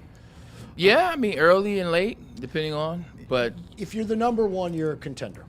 Yeah. The Pistons were a contender, but were they a contender hindsight, to Eastern Conference or a contender for the championship? I mean, I don't think there's a contender in the East. Period. Yeah. So, but for argument's sake and for chat, you have to kind of say that. When you look at the Lions and what they did, there's just too. The memory is still too fresh. The scar hasn't formed over yet from winning 15 games and falling on your face. So they can go out and get that number 1 seed, but does a week off hurt this team? Do we truly have that home field advantage that we had 2 years ago? Because last year it didn't feel quite as secure. So to me, it kind of, I'd rather this team almost come under the radar, because I think that all of those things that blew up in our face as a 15-2 team, a number 1 seed, the leading contender in the NFC, kind of blew up in their face. I don't want to hear that from the public again. I'd rather them end up winning the division and being that 2 or 3 seed. I know it kind of sounds like people begging for the Pistons to be the 2 seed, but hey, in hindsight, I would have much rather skipped that Cleveland series. So I don't know, man. I don't think that they're going to be the 1 seed, but if they are, I don't know how you can say they're a pretender. But there'll be plenty of people that do. Number 1 seed, man, it's on the line. You look at the schedule this year, Gordo, man, and yeah, Detroit Lions, they could make some noise, get the number 1 seed. But if they get there, are they a true contender, or do you believe they're a pretender? Listen, I think this team on paper, definitely, a contender, 1,000%. You have enough talent on defense. You got, these top of the line guys like a Hutch, like a Jack Campbell. We'll see about the safety room. I can't consider injuries. It skews your equation too much, I believe, to give you a realistic, prediction. I guess, but yeah, I say 11-6. I think they're gonna go through a few rough stretches, but I think when it comes down to it, they're gonna make playoffs, and hopefully they hit their stride, going into said playoffs. Appreciate my guy Jan25 Root. Smash that like button, man. We appreciate you guys. Understand you guys got some stuff going on in the chat. Anson, get us catch up on the chat when you get a second. I will, but I want to hit you with a question real quick here. I gotta, and then I'm gonna get my contender. March 1st, Pistons were cruising, right? Number 1 seed in the East. May 1st, the makeup of the Detroit Lions ball club right now. Yeah. Who do you consider at those dates a truer contender? Because I think it's the Lions. Detroit Lions. Okay. Yeah, Detroit Lions. That's all I needed to hear. I think the Lions will be a contender. I don't think they'll be a pretender. Okay, I played in the NFL. Like, you play 17 games, you get there and you're number 1 seed. Damn it, you're the number 1 seed. Because we didn't get your take. You asked me, you asked him. I was kind of curious to hear your answer. Damn it, you're the number 1 seed. I think football is a little bit different than basketball. There is no load management. There aren't guys not playing. There isn't a bunch of teams tanking, if you will. That's on maybe the AFC a little bit with the Raiders. But no, if they make it there, they're going to be contenders. And the reason why I think that Kelvin Shepherd's defense will be revamped this year, I think the depth situation and how they went in the offseason, how they went into the draft, they added a ton of DBs, they added some guys on the defensive line, and I think that the safeties will be right. I think Terrion Arnold will be a better version of himself. It takes time sometimes. It takes time for that gear to switch, to turn it on and get comfortable in your NFL body. And I think that's now where he's going to be at. The other side of it, too, man, is you got the players. You have enough. You've revamped the offensive line. We don't know exactly what Cade Mays is going to be. We know he's going to be much better than Graham Glasgow, and we understand that his coach is Hank Fraley, who was the center for the Cleveland Browns when I was playing. He was the center for the Eagles when he was playing with Donovan McNabb. If there's any position on that offensive line that Hank Fraley truly knows, it's center. And he has a center that wants to be better. Now, that center that's telling you, yeah, I really like playing right guard, but I'll play center for you if the money is right. I think this Lions team is going to go through their woes early, but the schedule is favorable early. And I think by the time they get to week 5, they get to week 6, they get to their bye week and start that division schedule, I think this team will be formidable, and they'll have 2 guys fresh off 2 years of injury. Aiden Hutchinson will be at full throttle, and he'll be the defensive player year challenger that we hope to be. Aleem McNeil, now you put that in the chat, and that was a great question, Anson, a great conversation. I think he'll be much better. I think this team as a whole will be a much better version of itself this year. If they mess around, get that number 1 seed, and get a bye, I think they could be a formidable situation. I think so. There's no prohibitive favorite in my estimation. It's a lot of changeover in the NFC. I mean, you look Seattle at could win it last year. We can win it this year. Like Seattle can mess around and make it to the playoffs and lose in the first round, or not even make the or playoffs. not. Man, that defense is damn good. Yeah. They lost Tariq Woolen, but it's a lot of change up. The Eagles have changed up. The Cowboys have changed up. Seattle, the Rams are the only constant. And even they last year had some woes with that special team situation. So. Well, you asked for some super chats, and we have some here. There we Michigan go. Go Blue, Hey. $5. He says, "What is your guys' Lions prediction?" He's going 11-6. That's Actually, fair. We That's talked about fair. this yesterday or last week. We're all 11-6 except for Kool-Aid, correct? I'm 11-6. I'm Gordon as well. 12-5. Like when I was going through the 12-5, schedule, I always end up giving one more. 11-6 is where I started. Yeah. But when we went through that schedule, when you see the games, how they're slotted, 12-5 is what I end up having. Okay. There's your answer on that one. And Will.i.am, actually, he asked a great question here, which I'm going to segue into something we didn't have planned here, but needs to be answered. Will Drew Petzing and Mike Kafka's make our offense run like a knife through butter, or will they struggle in the first 4 games of the season? We saw this new offensive line struggle out of the gate last year.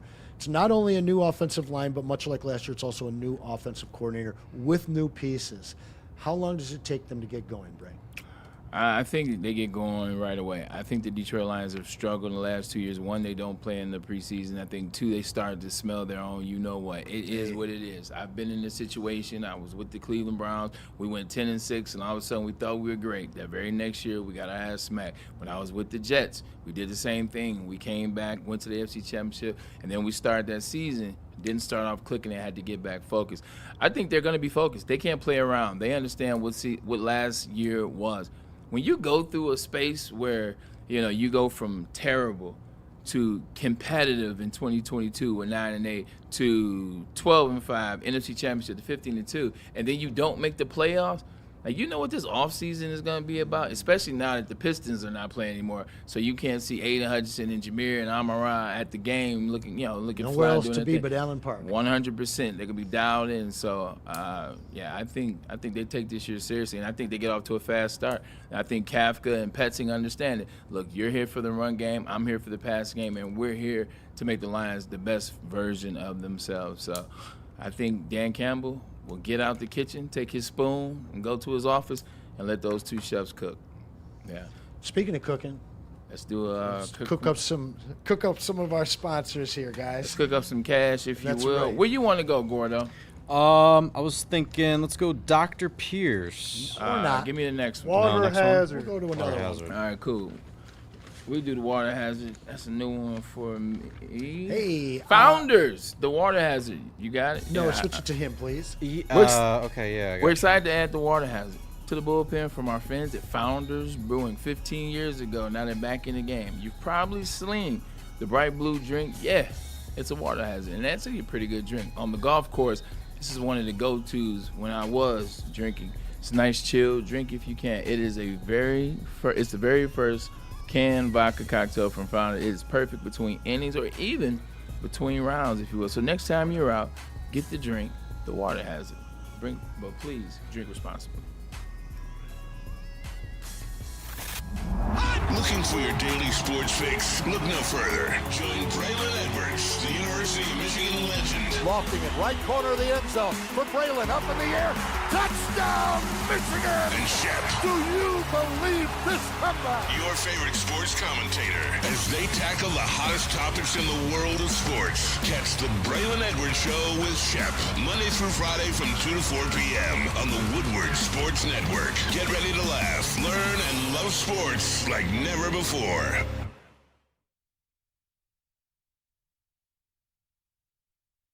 This is a hungry bear.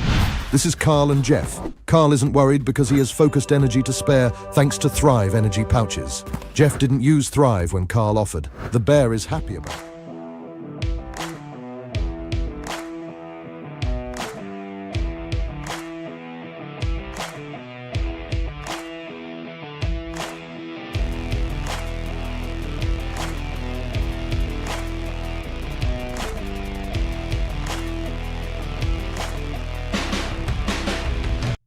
You know how some things are so good they should be world famous, but they're not? Our house-made vinaigrette is one of those things. And the antipasta salad, we drizzle it over. Same with our hand-battered chicken tenders. Original recipe soups and pasta sauces. It's almost as if our original, world-famous Detroit-style pizza is mocking them. And that's not very nice. Planet Fitness now has even more best-in-class strength equipment. Join today for $1 down and save. We're stepping it up. We're not slowing down. Finding new faith. New focus. Love that new equipment smell. So, you in? Join the club today. Save when you join for just $1 down, $15 a month. Planet Fitness. We're all strong on this planet.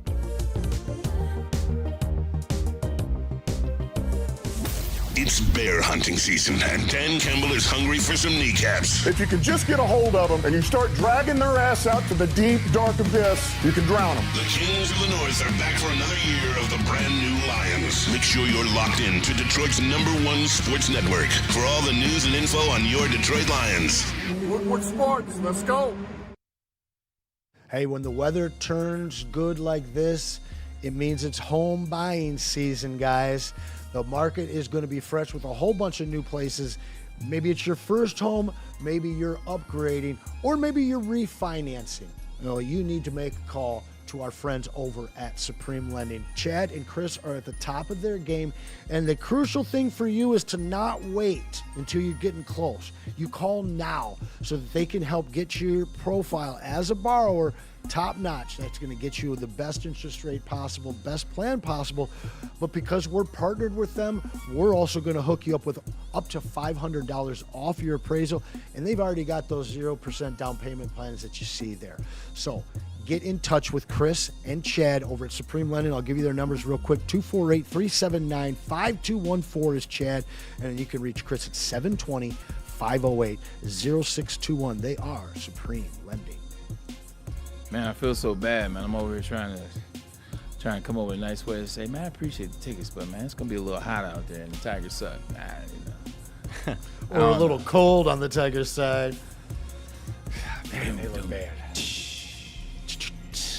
Anyway, welcome back to the show. It's the Braylon Edwards Show. We're chilling in here, man. Just getting the vibe. Always good to see you smile, Cam. Cam's got one of those infectious smiles. All he does is smile, man. That's why it's infectious. Love that energy. 1,000%. Okay, we're going to do a new segment, okay? We're going to debut it today and kind of preview it. You guys let me see how you know how it goes.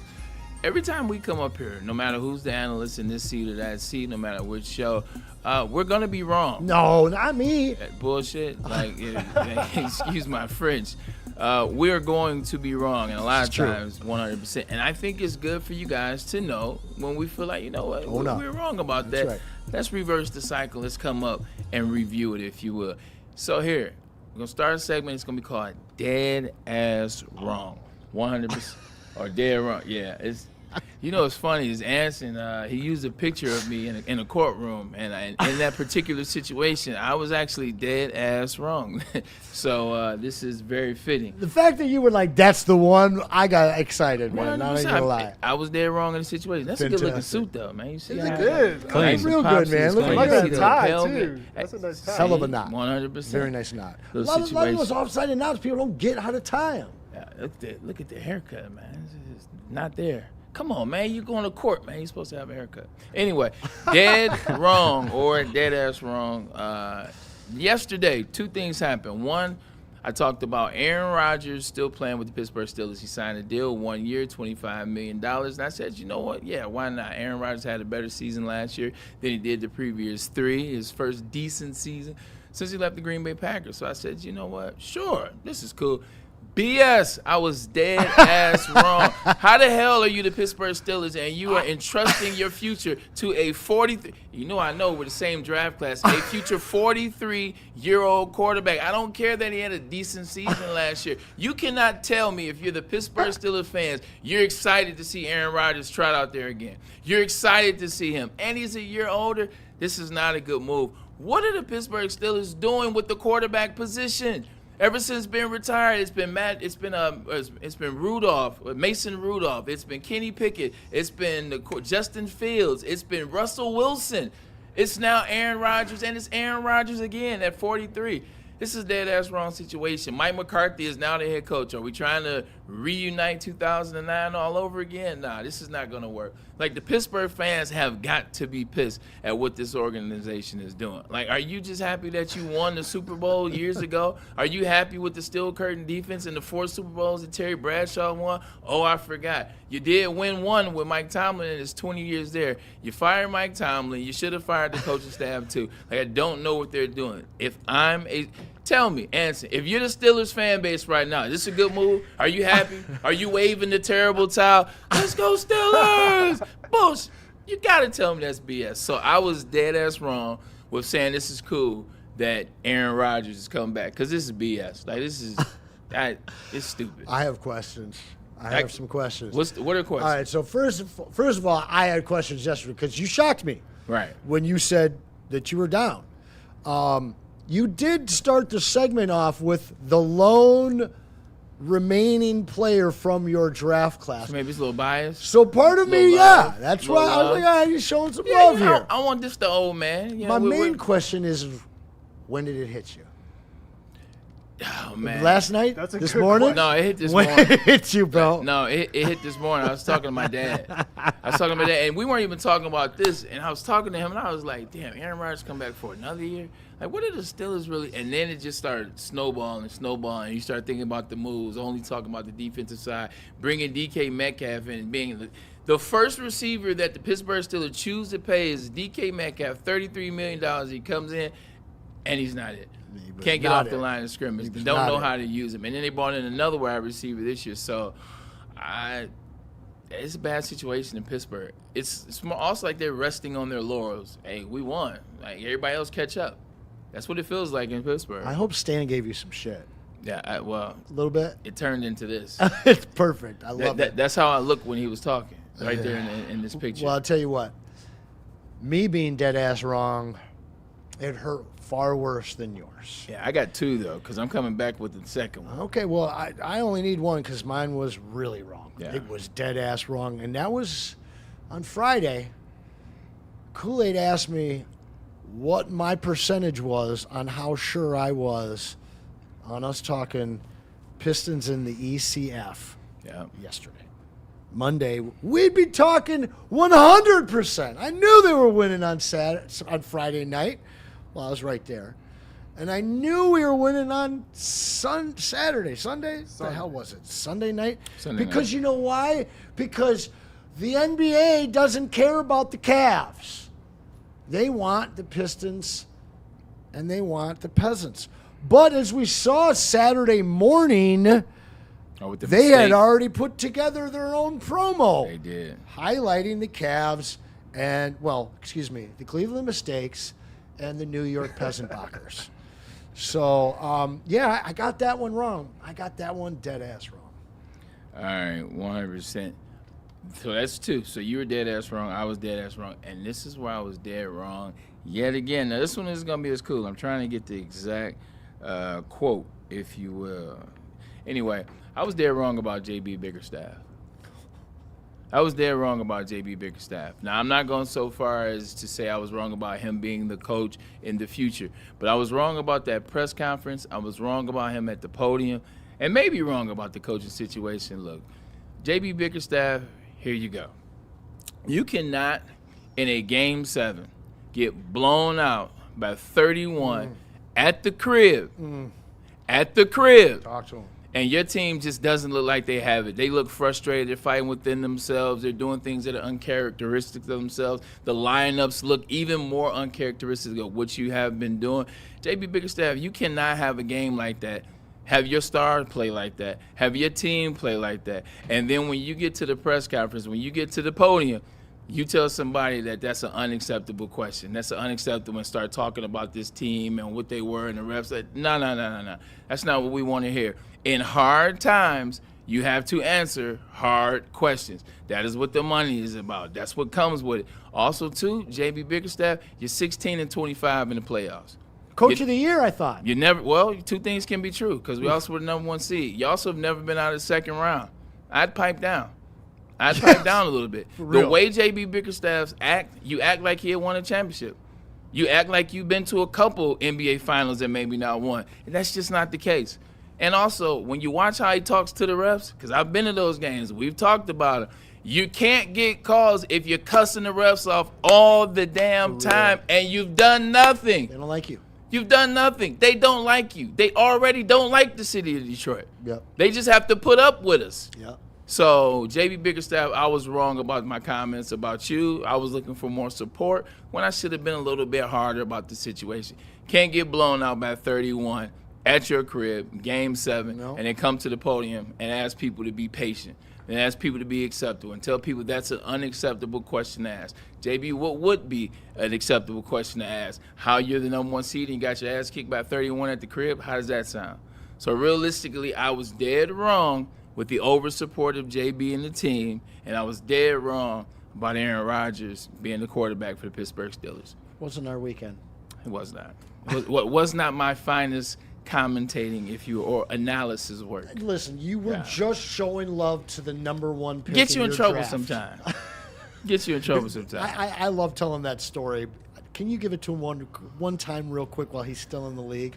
Aaron Rodgers? Yes. All right, here you go. For this, I'm going to tell it 2 more times. I'll tell it this time. And when he retires. And I will tell it when he retires. I love it. So, you know how they film the commercials for the NFL draft? Guys come to New York or wherever it is, and they see whatever the theme of that draft is. Now it's not New York. It's all over the place.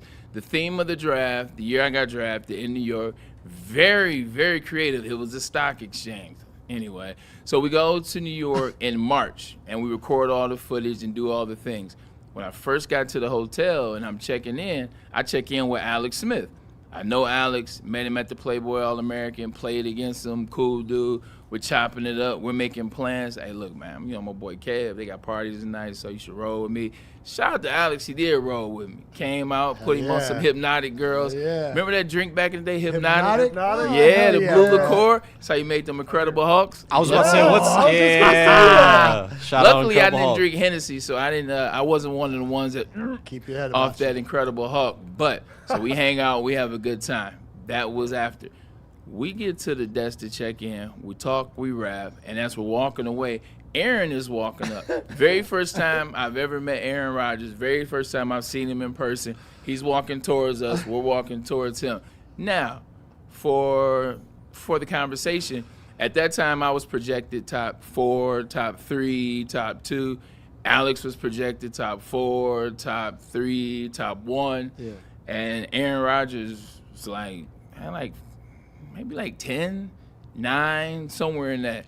He introduces himself. Hey, how you doing, Aaron Rodgers? First player in the draft. Or number 1 pick. There you go. Look at your number 1 pick. That's how he introduced himself. Like, I look at Alex. Alex look at me. Alex like, what the I'm like, shit, you know, it is what it is. So we go out, we have a good time, we laugh about it. Insert Saturday. Like, pick 1 goes by, there's Alex. Pick 3 goes by, there's Braylon. Pick 4, here, pick 5, pick 10. Get him out of the green room, take him upstairs. Aaron Rodgers goes 24 after telling us he was the number 1 player in the draft. That was a brutal draft to watch. 100% he had the last laugh, I would say. This is true. I would say Still he had laughing. the last laugh. But it was pretty funny in that moment. One more season, a laugh to the tune of $25 million. Yeah, I mean, that's just the going rate. You know, he's got the team by the short and curlies. Well, we're speaking of short and curlies, can we talk about who the Beavers just signed? Who's the Beavers? Oregon State Beavers. They still got a football team? Oh no, this is for their basketball. Oh, let's see, that makes sense. Can you pull it up there? Somebody's got it in Slack. Oh, Listen, this is a very exciting signing, guys. You guys are going to be excited by this. It's a funny name. Oh, yep, I gotcha. Hold on. I can see how Gordon said it. I wanted to just get through this because Oregon we might not have gotten this up there. And since you're talking about short and curlies, we're talking about the Beavers' newest signing. Of course, we're talking about Peter's penis. Who? Penis? What? Penis? How do you pronounce it? Penis. Can you pronounce that for me, Bray? It is Peter's penis. To the Beavers of all teams. To the Beavers. That's typically where the Peter's Maybe penis Gamecocks goes. would have been the only more appropriate land. My balls was hot. I think it might be French. Hold on a second. If I'm looking at it correctly, it's like Peter Penny. Yeah, something like that. See, that's why we had Gordon to this show, man. No. That's tough. I wanted to go down the ginger path. We probably should just take a break instead of that. Real quick though, you know Super what? Bowl champs right now. I know. Super Bowl They have a temper about them. Am I wrong? I don't know enough gingers to know, but I love all my ginger friends, but they all seem to can push them over that edge a little easier. They had a crazy episode on South Park. I think they alluded to that point. It was a little bit crazy. Gordon, what you got as we're over here? You guys kind of inspired me with the Dead Wrong segment earlier. I lost $20 on it too. It was a personal bet. I was convinced that Brian Flores was going to Pittsburgh. I was absolutely convinced, and I was dead wrong about this. I also think that Pittsburgh, their organization, their ownership is dead wrong on not backing up the money truck, because I know he got a lot of money. That was a real lucrative deal with Minnesota. But if if you're in that position, I think you would rather have a head coaching gig. Of course, the money is king, but I think the Steelers made a big mistake. They wouldn't have re-signed Aaron Rodgers. Oh, give me a goddamn break about Aaron Rodgers. I mean, hey, you know what? I like the guy that impersonates him on Instagram and he does the little flick. Other than that, I could care less. Bray, there's no other coach that would have landed there that would have brought him back. Am I wrong? They would have brought Aaron back? Yeah, but his old coach. But I thought they were beefing. I thought that that was the big thing that's made McCarthy originally split out of Green Bay is because he was forced out by Rodgers. Okay, but here's it. Anson beat me to it. Say it again. This is a very valuable lesson to the younger individuals in the chat and in the room. Anson, say it again. You say it again because they'll take more from you saying it. Time heals all wounds. And remember that when you're mad. And also, when you're mad, time heals all wounds. Give us some time. Go back. If you were in the wrong, apologize. If you weren't, then just operate like you are. But also, too, you got two guys at the end of their career. They look at things a lot differently that time. Like Mike McCarthy's happy to have a job. Aaron Rodgers is happy to have a job. Points. They are happy to have a job and both know each other. They are both happy to have a job and be some of the oldest individuals at that position in their league. Aaron's the oldest, and McCarthy is up there. You start looking at each other, like, hey, man, it's me and you. They trying to get our ass up out of here. Say, I got your back, you got my back. I got your back, you got my back. Forget about the stuff that happened in Green Bay. We did win a ring together. At the factory covering for each other. Yeah, 100%. So now they're looking at it totally different. Like, look, they let you in, they let me in, man. Let's make this do what it does, which is probably like 8-9. I think they're gonna finish fourth in that division. I literally do. Without Mike Tomlin? Cincinnati's absolutely. I think Cincinnati's going to win that division. I know it sounds crazy. I think Ravens and the Browns will fight for second place. How much success is too much success without a championship? Ask Mike. Mike Tomlin? I just don't know He's how got one, though. It just was so long ago. I just still don't know how you let him leave. Mike Tomlin. Yeah. How much success was too much without a championship? Ask James Harden. That's a good one. As James Harden, he has the second most wins in NBA history playoff games without a championship. I think it was behind Malone and Stockton? Behind Malone. No, just Malone. Oh, Malone. Behind Malone. And by far the most foul draws in this year's playoffs. We'll talk more on that tomorrow. Spinny's in the building. Shout out Spenny. Shout out Spin Mo Racks. All right, look, man, we'll take the last commercial break of the day. We promise it won't be a very long one.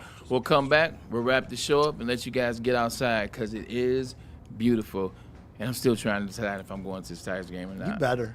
You said what? You better. We need a dub. No, we don't. That's why Justin's going. You're on an 0-1 losing streak right now, bro. You better go right that. You're only as good as your last game, but Justin Satawa has a winning streak, so he is going to go to the game. We'll take Chris commercial. We got any more reason we're done? We do. We got two of them, and we got one of them from the best pizza on the planet. Buddy. That's right. You already know, Bray. Listen, they've been doing it for 80 years.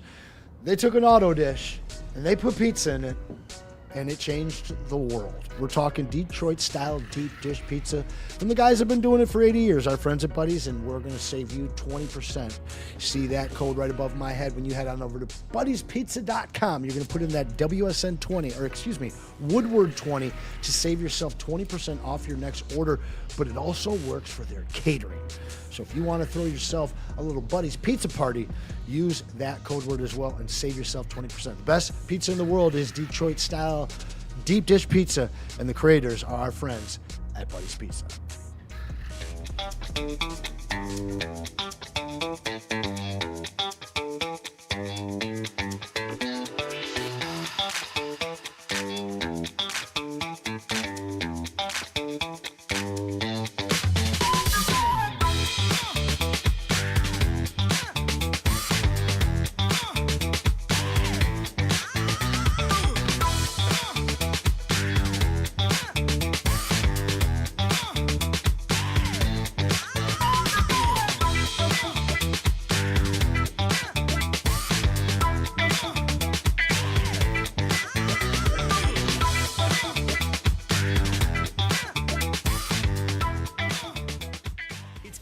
At Art and Jake's.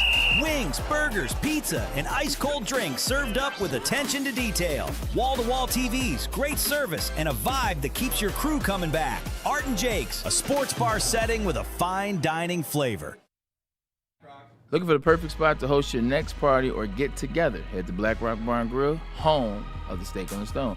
Whether it's a graduation party, a baby shower, rehearsal dinner, I got to go to one of those coming up soon, or next big watch party, Black Rock has good food, good drinks, good price points, and they got good people, man. Pull up. Like, this is a place that we've been rocking with now for just over 8 months, and we like the partnership. We like the service. We like the people.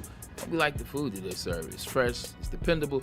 And pull up, man. Home of the Steak on the Stone. Go ahead and sear that to your perfection right in front of you. Have some fun. It is an experience. Nah, it's a top rock experience. Visit Black Rock Bar and Grill today. Chet thinks you could still play, bro. Are Chet thinks you could still play.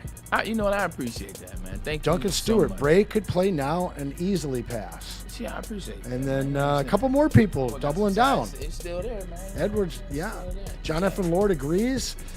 Dante, 151, Anson Wells, please bring up the one player who is coming back to college basketball in R.J. Lewis Jr. I'm not sure what that means.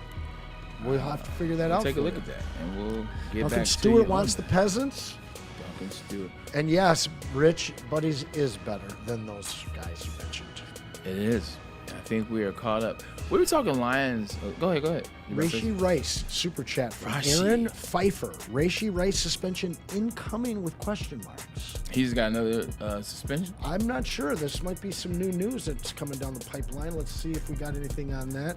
Are you again to go or not to go to the Tigers game? That's our only topic left. We need to get you down there, bro.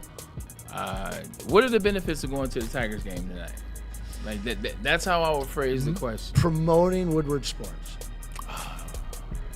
See, that's the promoter in me. Yeah, I see. 1 hour ago, Chiefs Raishi Rice violated his probation after testing positive for marijuana and will serve 30 days in jail. He will miss Chiefs OTA and mandatory mini camp. I thought that this was the guy coming to save Pat Mahomes this season. That's your guy. Everybody loves Raishi Rice. He's this great player. Look, he's a good wide receiver, but I don't even know if he's a number one. You got to play to be number one. He's a number one when you have Patrick Mahomes, the quarterback, that's spinning around, but he's not necessarily a number one by skill. This sucks. This sucks for the Chiefs. The Chiefs have done a lot in this offseason, kind of revamped their team, whether it's the draft, where they absolutely knocked it out of the park, whether it's the offseason acquisitions that they've made.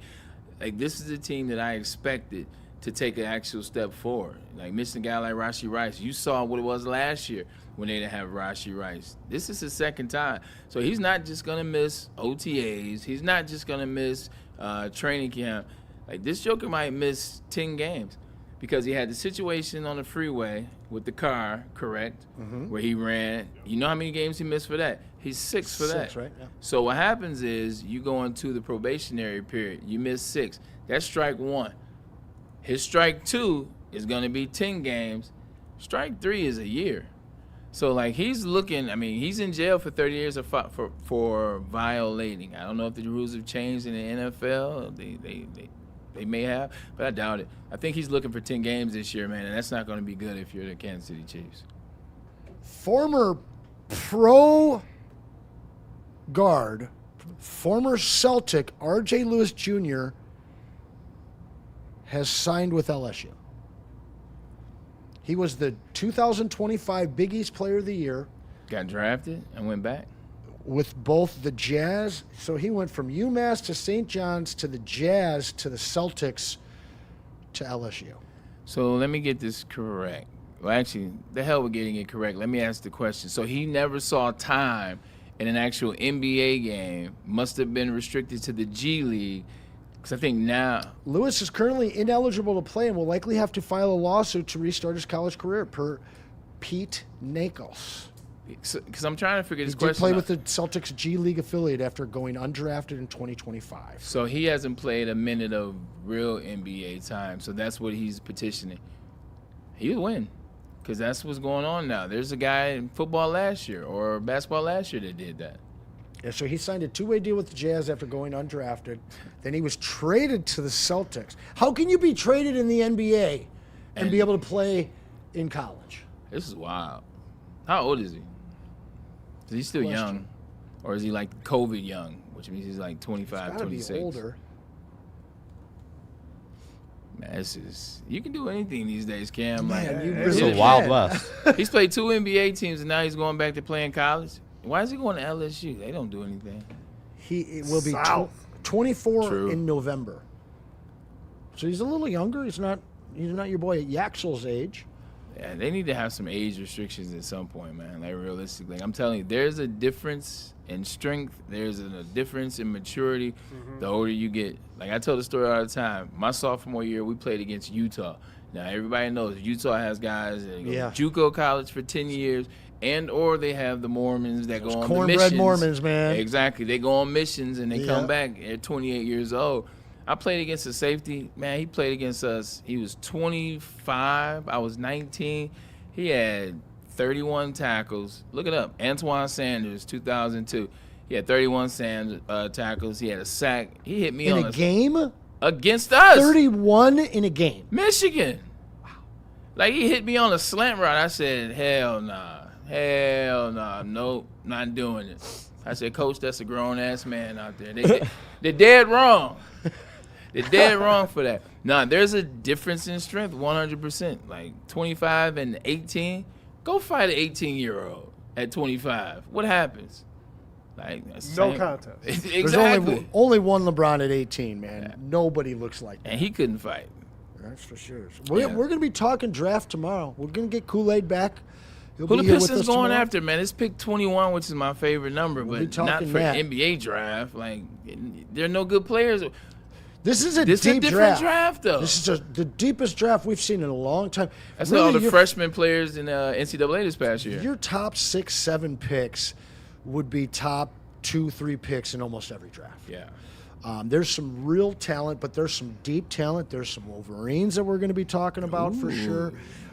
It's going to be a fun show tomorrow. We're going to be talking draft. We're going to be talking trade. We're going to be talking free agency. And we'll have our Pistons expert here to do it. 100%. Can't wait to do that, man. Gordo, what you got up tonight, man? You were talking about Daredevil. Let me ask you this question. Please. So I watched Daredevil. I was caught up on Netflix. Daredevil is elite. They got the Disney. It got a little wonky.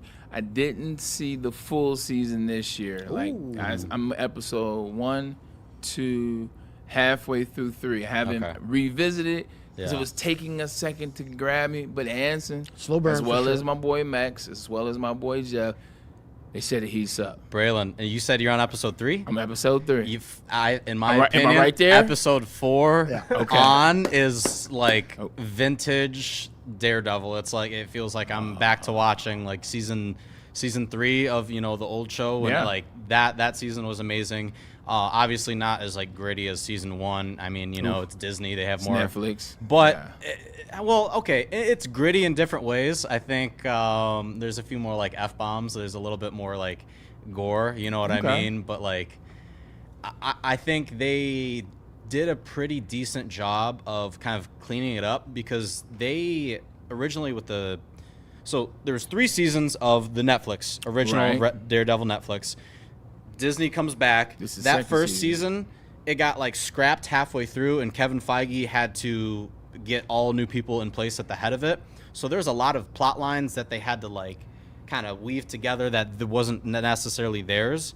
They put a good bow tie, a bow on a lot of those storylines, and gives Daredevil a clean slate going forward. So I'm pretty excited. And this ties into Secret Wars. You're seeing a few extra people popping up. There's going to be more and more of that. But this storyline, this story arc is major in the actual comics back in the day in terms of Kingpin. Daredevil is my favorite. Dark Reign. Okay. I actually own the very first Did you appearance like the Ben of Elektra. Affleck Daredevil? Bro, I did. You know why? Because Jennifer Garner played a hell of an Elektra, bro. Yeah, and then shout they gave out. her own movie and it ruined it. Yes, this is true. Yeah. But no, that the Daredevil stuff is top notch. I actually think the first season's one of the best because they truly dive into his powers and they make it. I never thought that they'd be able to convey Daredevil's heightened senses. Right. And that first season, It's amazing. It's awesome. Daredevil or Punisher? Daredevil. Have you seen the new one? Yeah. The new Punisher? Yes. Yeah. I haven't watched it yet. Guilty pleasure of 50 minutes. I gotta watch that What? tonight. I'm Just watching a that tonight. Don't slaughter spoil fest, it. dog. It's fun. I won't spoil it. I can't wait to watch Daredevil. You guys have made me want to watch it, just like you guys made me want to tune in and come in every single day. Appreciate you guys, man. do. Thanks for smashing the like button. Thanks for engaging. Thanks for the conversation. We'll be back tomorrow. The gang all be here. We'll talk more Pistons. We'll talk draft, like Anson said. We'll have some more fun for you guys. Before they go, 23 likes. Everyone stop and smash right now. You're about to go on with your day. Let me get a like. And come back in at 5. I need all of you to smash the like button. Come on Let's now. Hit that Show some send. love. You can do it. There we go. appreciate you guys so much. I sent the like in there, man. We appreciate you guys. For my man, Sweet Potato Cam, my boy Anson, and Gordo, as well as Justin Style, we appreciate you guys. It's the Braylon Show, and we'll see you tomorrow.